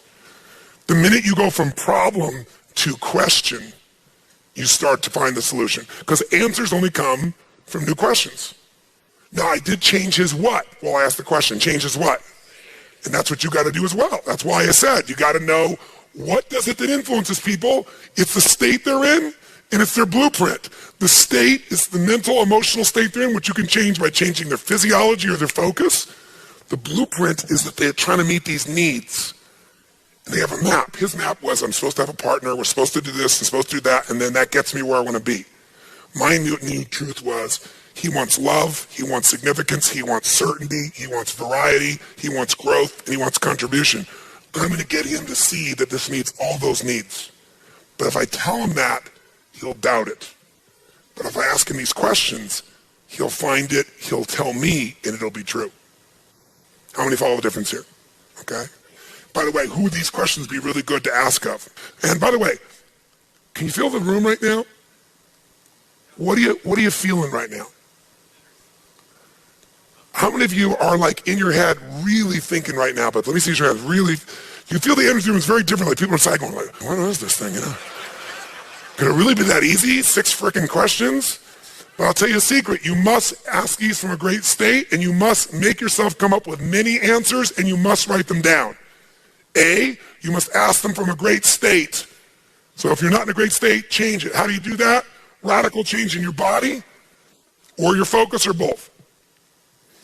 2, you got to ask them from a place of certainty. 3, give multiple answers. Lots of reasons why this is great. Lots of what you've learned from this. Lots of what you're willing to do. Lots of what you're not willing to do anymore in order to have this work. Right? All those pieces. Lots of what you're willing to do to not only get the job done, but enjoy the process. Because if you stack it, you'll own it. Does that make sense? So you can do this with yourself. You can do this with anyone else. This is an ultimate discipline. What will get you in a good state in the morning is if you ask a few good questions. So let me try this for you. Talk to you about what do leaders do? They change organizations by solving problems and maximizing resources. How do they do that? Influence. How do they influence? First, you got to influence whom? Before you influence anybody else. To touch someone else, you must be touched. To move somebody else, you must be moved. How do you do that? Start by feeding your mind from now on. Feed it something strong, something alive. Consistently have a ritual that feeds your mind. Because if you let what's going on now buzzing in your pocket, on your computer screen, flashing on the television, we both know, all of us know, it's not going to empower you for the most part. That's not to say you shouldn't pay attention. You just can't make that the primary dietary input of your life, emotionally, psychologically, and financially. Do you agree with me on this? Yes or no? So find biographies, history, principles, solutions. Spend 95% of your time there. 5% keeps you updated on what other people are experiencing out there. Okay? 2, condition your body. The body affects the mind. 3, ask quality questions. I've given you a whole series here that you can ask to solve any problem. Remember, I don't have a problem. I only have a problem because I haven't found and formed the right question and demanded from myself the right answers or sought the answers. Whenever somebody comes to me and says, I got a problem with what you said, I'll say, that means you have a question about what I said. What's your question? See, as long as it's formed as a problem, there's no way to solve it. You can't solve a problem that somebody else owns, but you can answer a question. We could answer a question together, couldn't we? That's how you solve things. Form it as a question. Then I've given you 6 questions you can ask, and you can just get in the habit of these. Get them in your body, put them on a card, put them in your book, put them wherever it is you carry with you, your computer, your phone, and to glance at them after a while. Just, okay, time to solve the problem. Look down, ask the question, ask the question, ask the question. Ideally, though, write down the answers. It'll be more powerful if you write it down by 5-fold. If for some reason you can't write it down, at least do it mentally. But demand the answer in a strong state and stack it. Now, you can also get other people to do it by creating a memo system or something like that. You can also do it by having a new discipline. In the company, there are no problems, there's just questions. So what's the question we've got to answer? Let's form the question effectively. Let's all work on the answer together. Now, another question you might have. You might ask yourself, well, how do you change somebody's state? Just ask the right question. If you ask some people, how's it going? Wrong question. Yeah, how's business for you? Is that a good question to ask most people right now? No. But if I were to ask you right now, all of you in this room, honestly and sincerely, tell me something. If you were to be honest about this, and you weren't, feigning that, you didn't want to look like you're being immodest. You're just being truthful. I bet there's some aspect of your life, something in your life, many things that you've done in your life over the course of your life that you're proud of, or that you could be proud of if you just let yourself and didn't think it was improper to be proud. What's something in your life you're really proud of? Really proud of. That if you were to really stop and focus on it and take the time to appreciate it, make you feel damn proud. Proud of who you are, proud of someone in your life that you've touched or influenced, proud of something you've accomplished. That if you were to forget everything else and just really focus on this, you could feel damn proud right now. How many can think of something you could be really proud of? Let me see your hands. Say aye. What about that are you proud of? What's it about that makes you feel proud?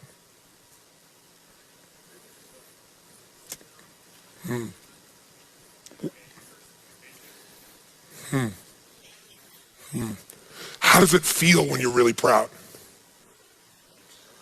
How do you feel right now when you're proud? Tell me something. If you really wanted to, what could you be excited about in your life right now? If you wanted to be excited, now I know you don't have to be, but if you really wanted to be excited, sincerely, and you want to be excited about your life, and you were just to focus on this, it would excite you. You'd be so excited about this aspect of your life, or this thing in your life. I mean, honestly, you could get worked up real quick. You start to think about it. What could you really be excited about in your life right now? How many can think of something you'd be excited about? Raise your hand. Say aye. What about that excites you? Just say it out loud. What about that excites you? What else about that excites you?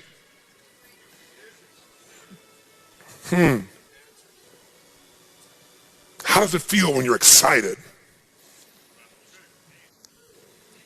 How many feel different right now than just a few moments ago? What are you grateful for? If you wanted to be grateful right now, what could you feel grateful for? If you were really grateful, like you felt like you really reconnected to how lucky you are, that most of what you have in your life that you've worked your tail off for, truthfully, you could have worked just as hard growing up in Somalia and you'd have nothing. You might even be dead or damaged by a mine you stepped on. When you really realize the ultimate gift of even where you were born and who you were born around, or the environment, or even the time in history in which you were born. The moment we are in our life right now, or somebody in your life you're so grateful for. I mean, real gratitude, like almost overwhelming gratitude. To realize that your life has truly been blessed, even though you've forgotten it at times. What could you feel blessed by? What could you feel grateful for?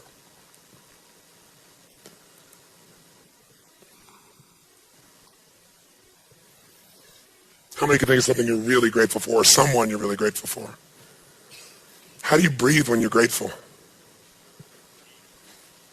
What's the look on your face when you're really grateful? What about that makes you feel so grateful? What about that makes you feel so grateful?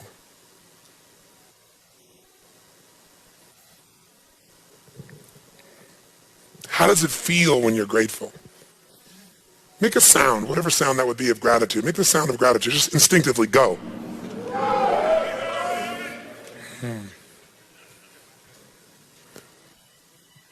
Who do you love?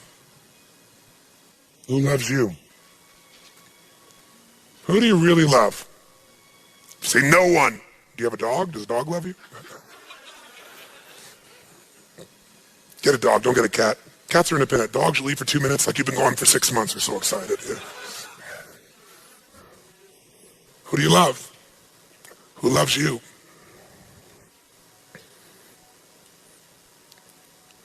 What about that person do you love? What about you do they love? I have no clue. How does it feel when you're in love? With life, with a person?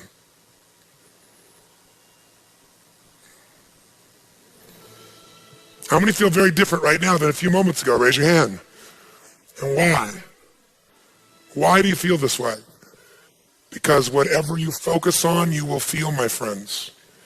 And if I want to give you a gift, the greatest gift I can give you is ask the right question. A question that will direct you. And notice I didn't tell you anything for the last 4 or 5 minutes. All I did was ask you questions. But how does it feel? And guess what? Everyone has questions. All you got to do is get a little curious again. Get curious. Get back into a state of wonder. You'll have all the questions you've ever wanted. How many questions can kids ask? Too many. Right? Get back in that state. So let me ask one more question and answer it, and I'll wrap up with this. Many of you have said, how do I influence people when I'm speaking from the front of the room? I've heard several people come up and say, how do I do an effective speech? Well, that's a nice question. Let me offer you an answer. Because the question is not so much what you're going to say. When I get up to speak, this is why time fluctuates with me. Often I'll have a plan, but the plan disappears because I go into a state, but I know the outcome. And so I rotate, move, change to what the outcome is to make sure I get to that outcome. And so I've made enough deposits in my mental, emotional bank account that I have lots of good things I can say. Lots. On lots of different areas. But what I need to see is what's needed. So I go in with like overall what's needed, and then I find my way there, because along the way, I do have a format, though, that at least guides me. And the format will be helpful. I don't know what I'm going to say, but I know the format of what I'm going to say. And ironically enough, I'll make it another mixed metaphor. I'll use one you've already got. If I want to score, produce the result, which for me, I don't get up to give a speech ever. The only time I get up to speak, if I'm going to get up and speak in public, is for one purpose and one purpose only, to influence people to do something that makes the quality of their life and others better. That is my passion. I would be a crappy speaker speaking about wine. I just would be, because I don't know anything about wine and I'm not passionate about wine. But talking about something you're passionate about, anyone could be a great speaker about, because you don't have to think about what to say. It's in you. So I know what I'm about, but I do still have the intelligence to know there is a format if I'm going to do something effectively, which is to influence somebody. Anybody can get up and do a speech and get people to clap. The real question is, can you change the way somebody thinks? Can you shift what they feel? Can you get them to take some action? Can you get them to make a decision? Can you get them to move? To me, that's the criteria I'm looking for.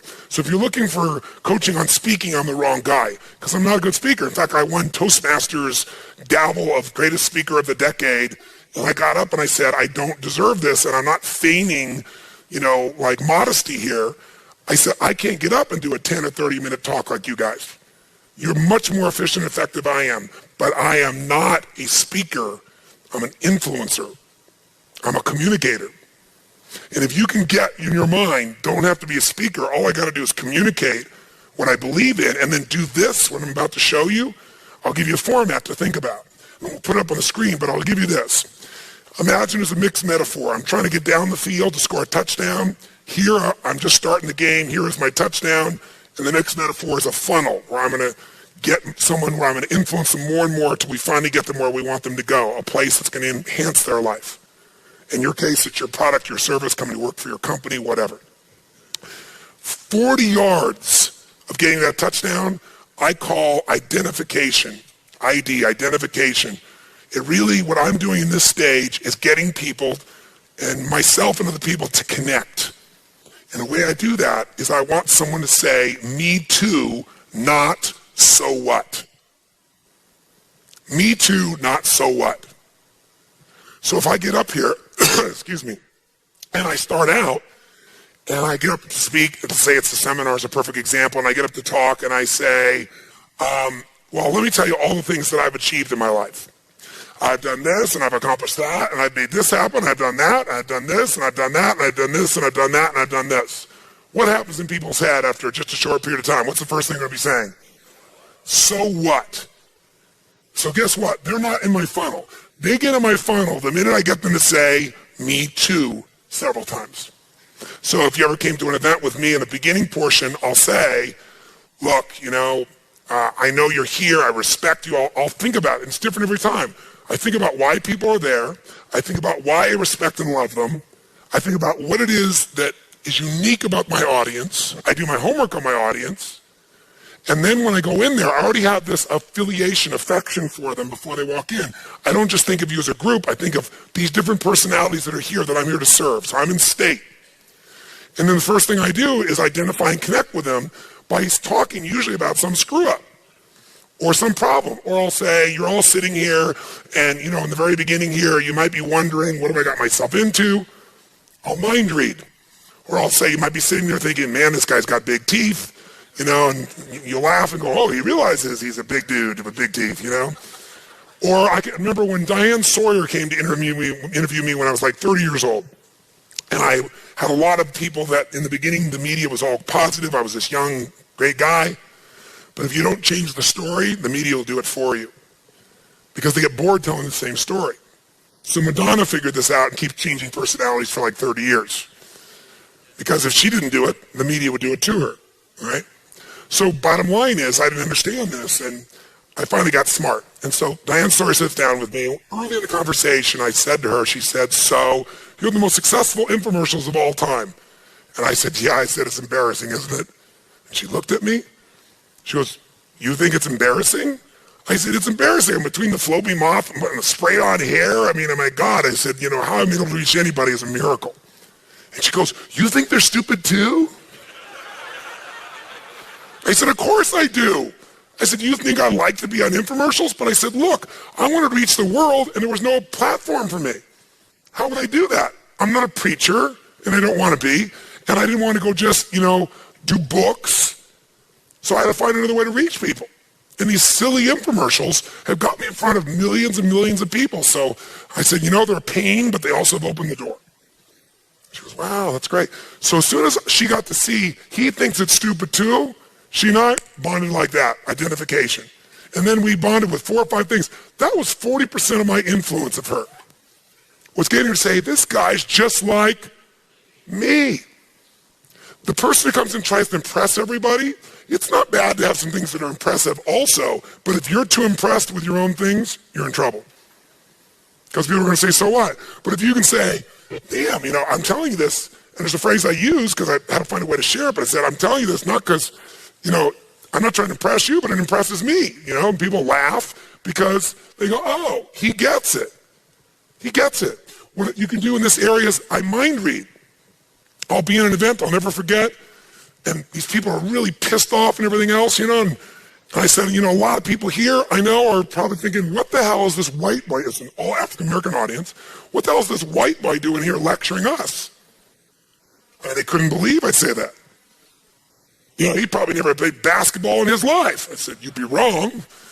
I did something for them to go, I like this guy. There's something about him that's like me. He's gutsy or he's crazy or, well, he's just a real guy. This is the majority of what you got to have to influence somebody if you're going to influence a group of people. Me too, not so what. Now, if that's 40 yards, 10 more yards get you halfway there. You know what the 10 yards is in influencing? It's logic and reason.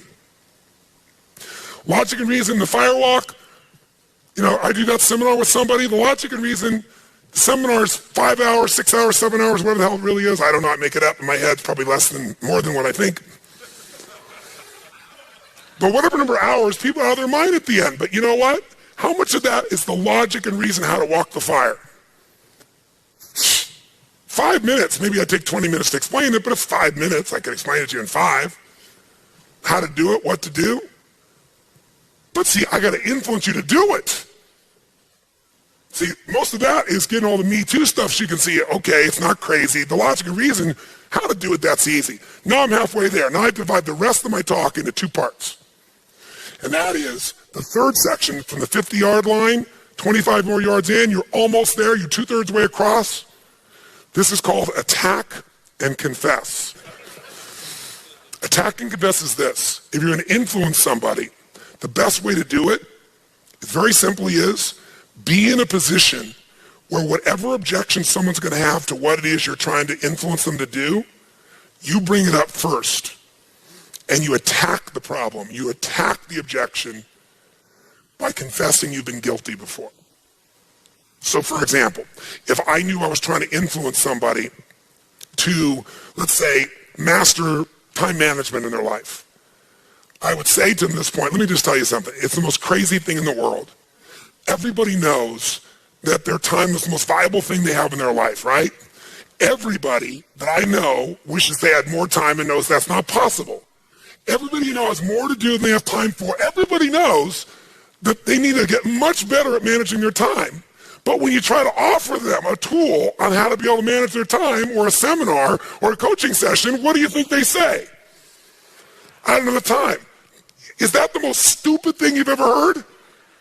I mean, think about this. What kind of idiot, and we've all done it at times. I've done this. I've told myself, I don't have the time. I've told myself so much time. I've talked to myself so much about I don't have the time. The time I talked about it, I could have got it done.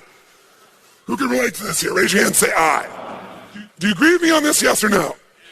Now, try to tell me you don't have time for this thing. You're dead. Because I attacked it. If you'd said, Tony, I'd love to do it, but I don't have the time, and now I'm going after you, my attack and the objection will feel like I'm attacking you. But if I bring it up first, and I make how incredibly stupid it is before you say anything, and you have to agree that it's stupid, I even maybe get you initiated by a question to tell me how stupid it is, and I confess, so you don't feel bad about yourself that I've done this too, but I'm not stupid anymore, any more than you are. Guess what? There's no way you can come back now and tell me I don't have the time. So that's what I do. If it's money, you deal with money the same way, right?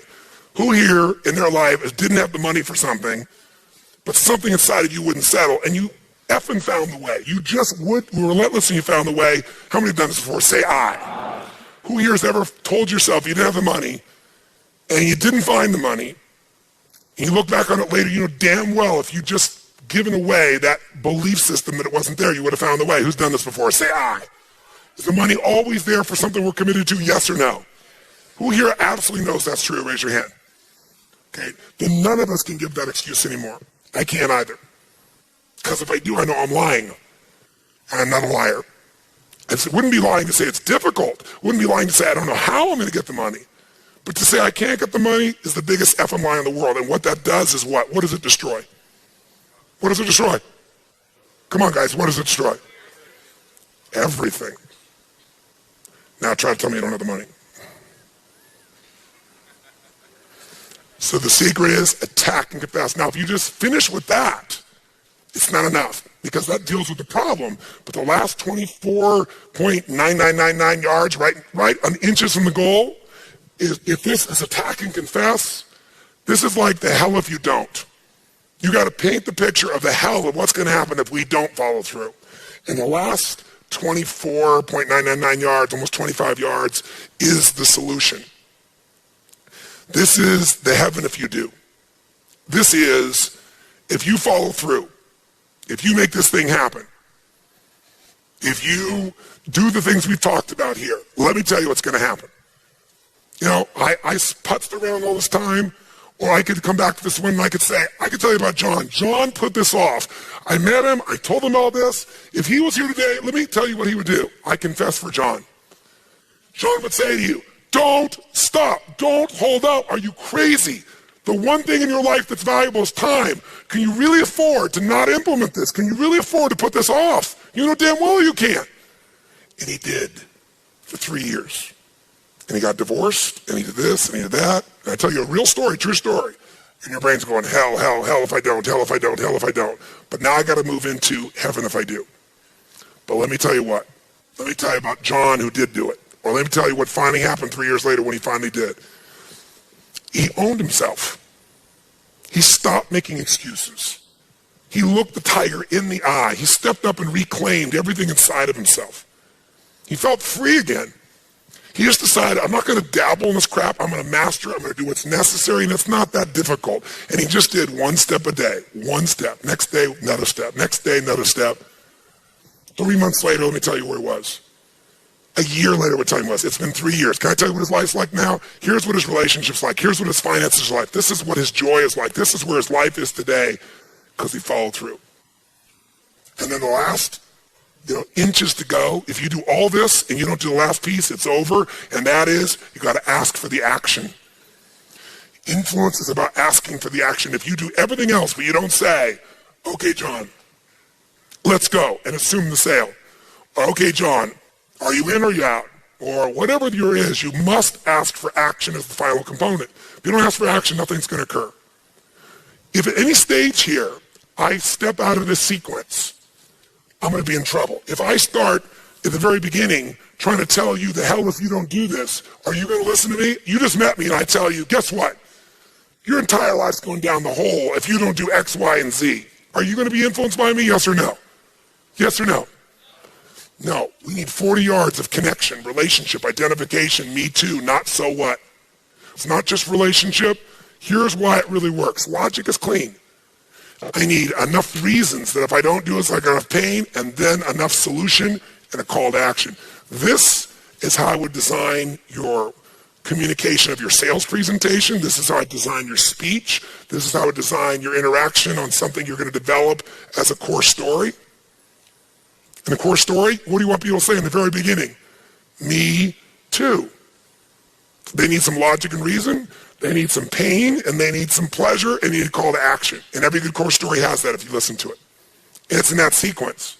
Because if I said the dog bit Johnny versus Johnny bit the dog, same elements, but is it the same experience? Not if you're Johnny.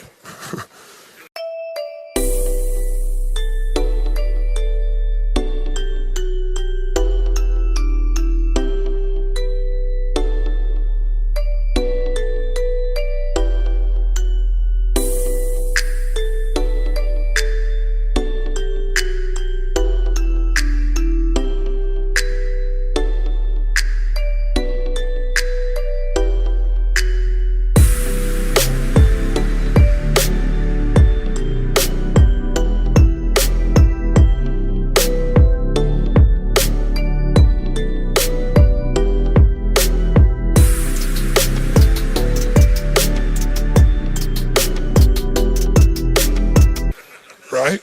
So the sequence plays a role. Is this helpful? So you can always say, I'm gonna go communicate a message. First, I gotta connect sincerely. I gotta be able to have people say, me too, not so what. What do we have in common? What can I show where I've screwed up and where I've done well? But how do I get people to identify with me and how do I identify with them? What's the logic and reason? What's the story I'm telling that's sincere and real, but it attacks the problem, it attacks the objection, it attacks the limitation, it attacks the restraint before they bring it up. If you wait till they bring it up, now you're attacking them. How do I attack it? Confess I've been guilty or sincerely confess for someone else. Always be accurate, don't BS. Then I paint the solution, and then I call for action. Okay? So how many have seen my TED Talk? Okay? So I did this talk. This man, I go to meet him, and I didn't want to come for an 18-minute talk, but I came because some friends said, please come, do this. So I'm doing it as a gift. And I go up, and he's going to meet him. I said, I understand that, you own TED now. And he says, yes, oh, you're Tony Robbins. This is how our relationship started with Chris. I said, yes. He goes, oh, you're that motivator? I said, yes, actually I am, but that's not how I look at myself. I said, you could call me that. I said, actually, I'm more of a coach, and if I inspire people as a part of that, that's nice, but that's not the essence. I'm more a strategist. But he wasn't listening, so I just shut up. I was wasting my breath. He decided who I was. So I said, listen, I'm just really grateful to be here, and I'm looking forward to doing a good job for you. He says, make sure you don't do that jumping thing with people. I said, okay, great. Don't change the physiology, too. Great. 18 minutes, don't change the physiology. Okay, great. And then he said, well, he introduced me. They had somebody on right before, and the energy in the room was through the floor because the person was talking about something complex, and, it was difficult. It wasn't a bad speaker, just you don't teach string theory in 18 minutes. It was something like that. And he gets up and he goes, well, and the energy was really there. Goes, well, now we have Mr. Motivator, Anthony Robbins. That's how he introduced me. We'll see what he can do now, won't we? Right? Right? That's my introduction. And then he wanted to say, he had a very publicized divorce years ago. I've been married for 10 years since that time, right? And my divorce was not a negative thing. He's highly publicized. I've never seen any place. He must have done some research on the internet. That was my introduction. Here he is, Tony Robbins.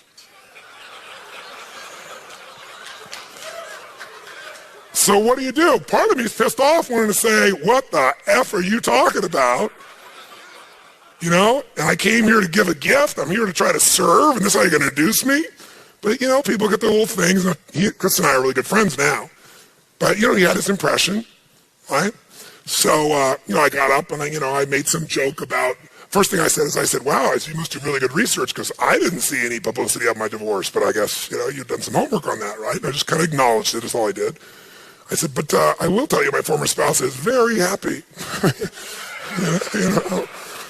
And by the way, you won't see that in the TED Talk because they cut the introduction, all those pieces, because it would have been embarrassing. It was terrible the way it was introduced. But then I got up and I said, listen, I got 18 minutes. Can I just tell you something? The shortest seminar I do is 50 hours, 50.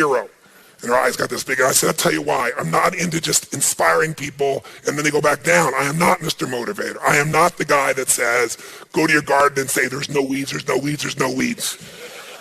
You know, I'm here showing you what the weed is so you and I can be smart and figure out what to do and take it out. I'm into something that's a practical solution. What are people starting to say in the audience? Me too. You know, I'm not some big pumped up motivator like this guy. He's not that either. Maybe he's not like that. I said, by the way, in 18 minutes, there's no way in hell I'm going to do those for you. So I said, all of you are leaders. I came here to serve. I didn't come here for money. I didn't come here for fame and fortune. I have a little bit of that, fortunately, in my life, and I kind of teased. I see at least my teeth, and I made fun of myself or something. And then I just said, look, you're all welcome to come to one of my events, and I've also got some tapes here. I'm going to give them to all of you because I know you will influence other people. And I was just totally sincere, and I tried to give, and they got I was here to give and not to take, and it changed the identification immediately. And people started, still wasn't there. Then how did I do it? I went, okay, I've got a few minutes. I got to grab them, so I got to bring everybody together so everybody connects. And I said, it's the first time I ever did it. Who here has ever failed before? I did it spontaneously. I had no plan. I didn't have my little triangle out. I had a different triangle. The triangle changes once I stand in the room, but I know the overall feel. And so nobody raised their hand. That's not working too well.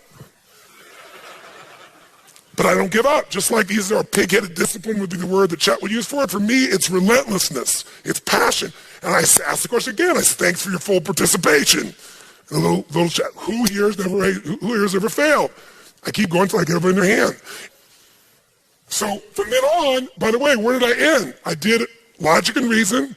Am I attacking it fast? I told the story about me at 9/11 and with people. And in the middle of the story, right when the solution was there, my time was up.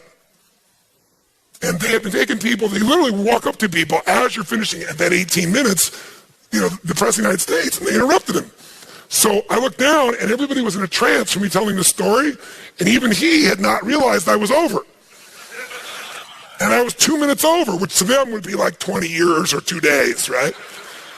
And so right at that moment, I looked at my watch. At the peak of the story, I'm telling a story about this man. It's 9/11. This man gets up and says to this woman whose husband just died in the tower, I'd like to cry for you. I'd like to feel sorry for you. But frankly, I'm a Muslim, so I have to say to you, it's retribution. It was on the day of 9/11. And the room's like, and I said, and I had to intervene right then and there. And then I looked down and I went, oh my God, I'm so sorry. I said, I'm 3 minutes over my time. I do not want to be disrespectful. I'm so sorry. Thank you, everyone. Thank you very much. And I walked off in the middle of the story, right? And what do you think happened? People were like, oh! People started laughing, screaming, and so he had to invite me back. Okay, I'm sorry, And so I finished with the solution very respectfully in the next 4 or 5 minutes, right? And I had the longest TED Talk they've ever had in history, but people were very happy. And at the end, my call to action, which is why I really went there, was study the internal map. Become a student of the internal web, the thing that connects you. Don't just think of the external web. What influences human beings, you must master. If you can become a master of influence, and you can influence yourself, if you can understand what's really driving other people, if you can get inside their heads, if you can understand their blueprint of life and find a way to meet their needs, you cannot just meet your own needs, you can change the world. And people got it. And I left, and I'm going to do the same thing right now because I've gone way over my time. God bless you. Thank you very much.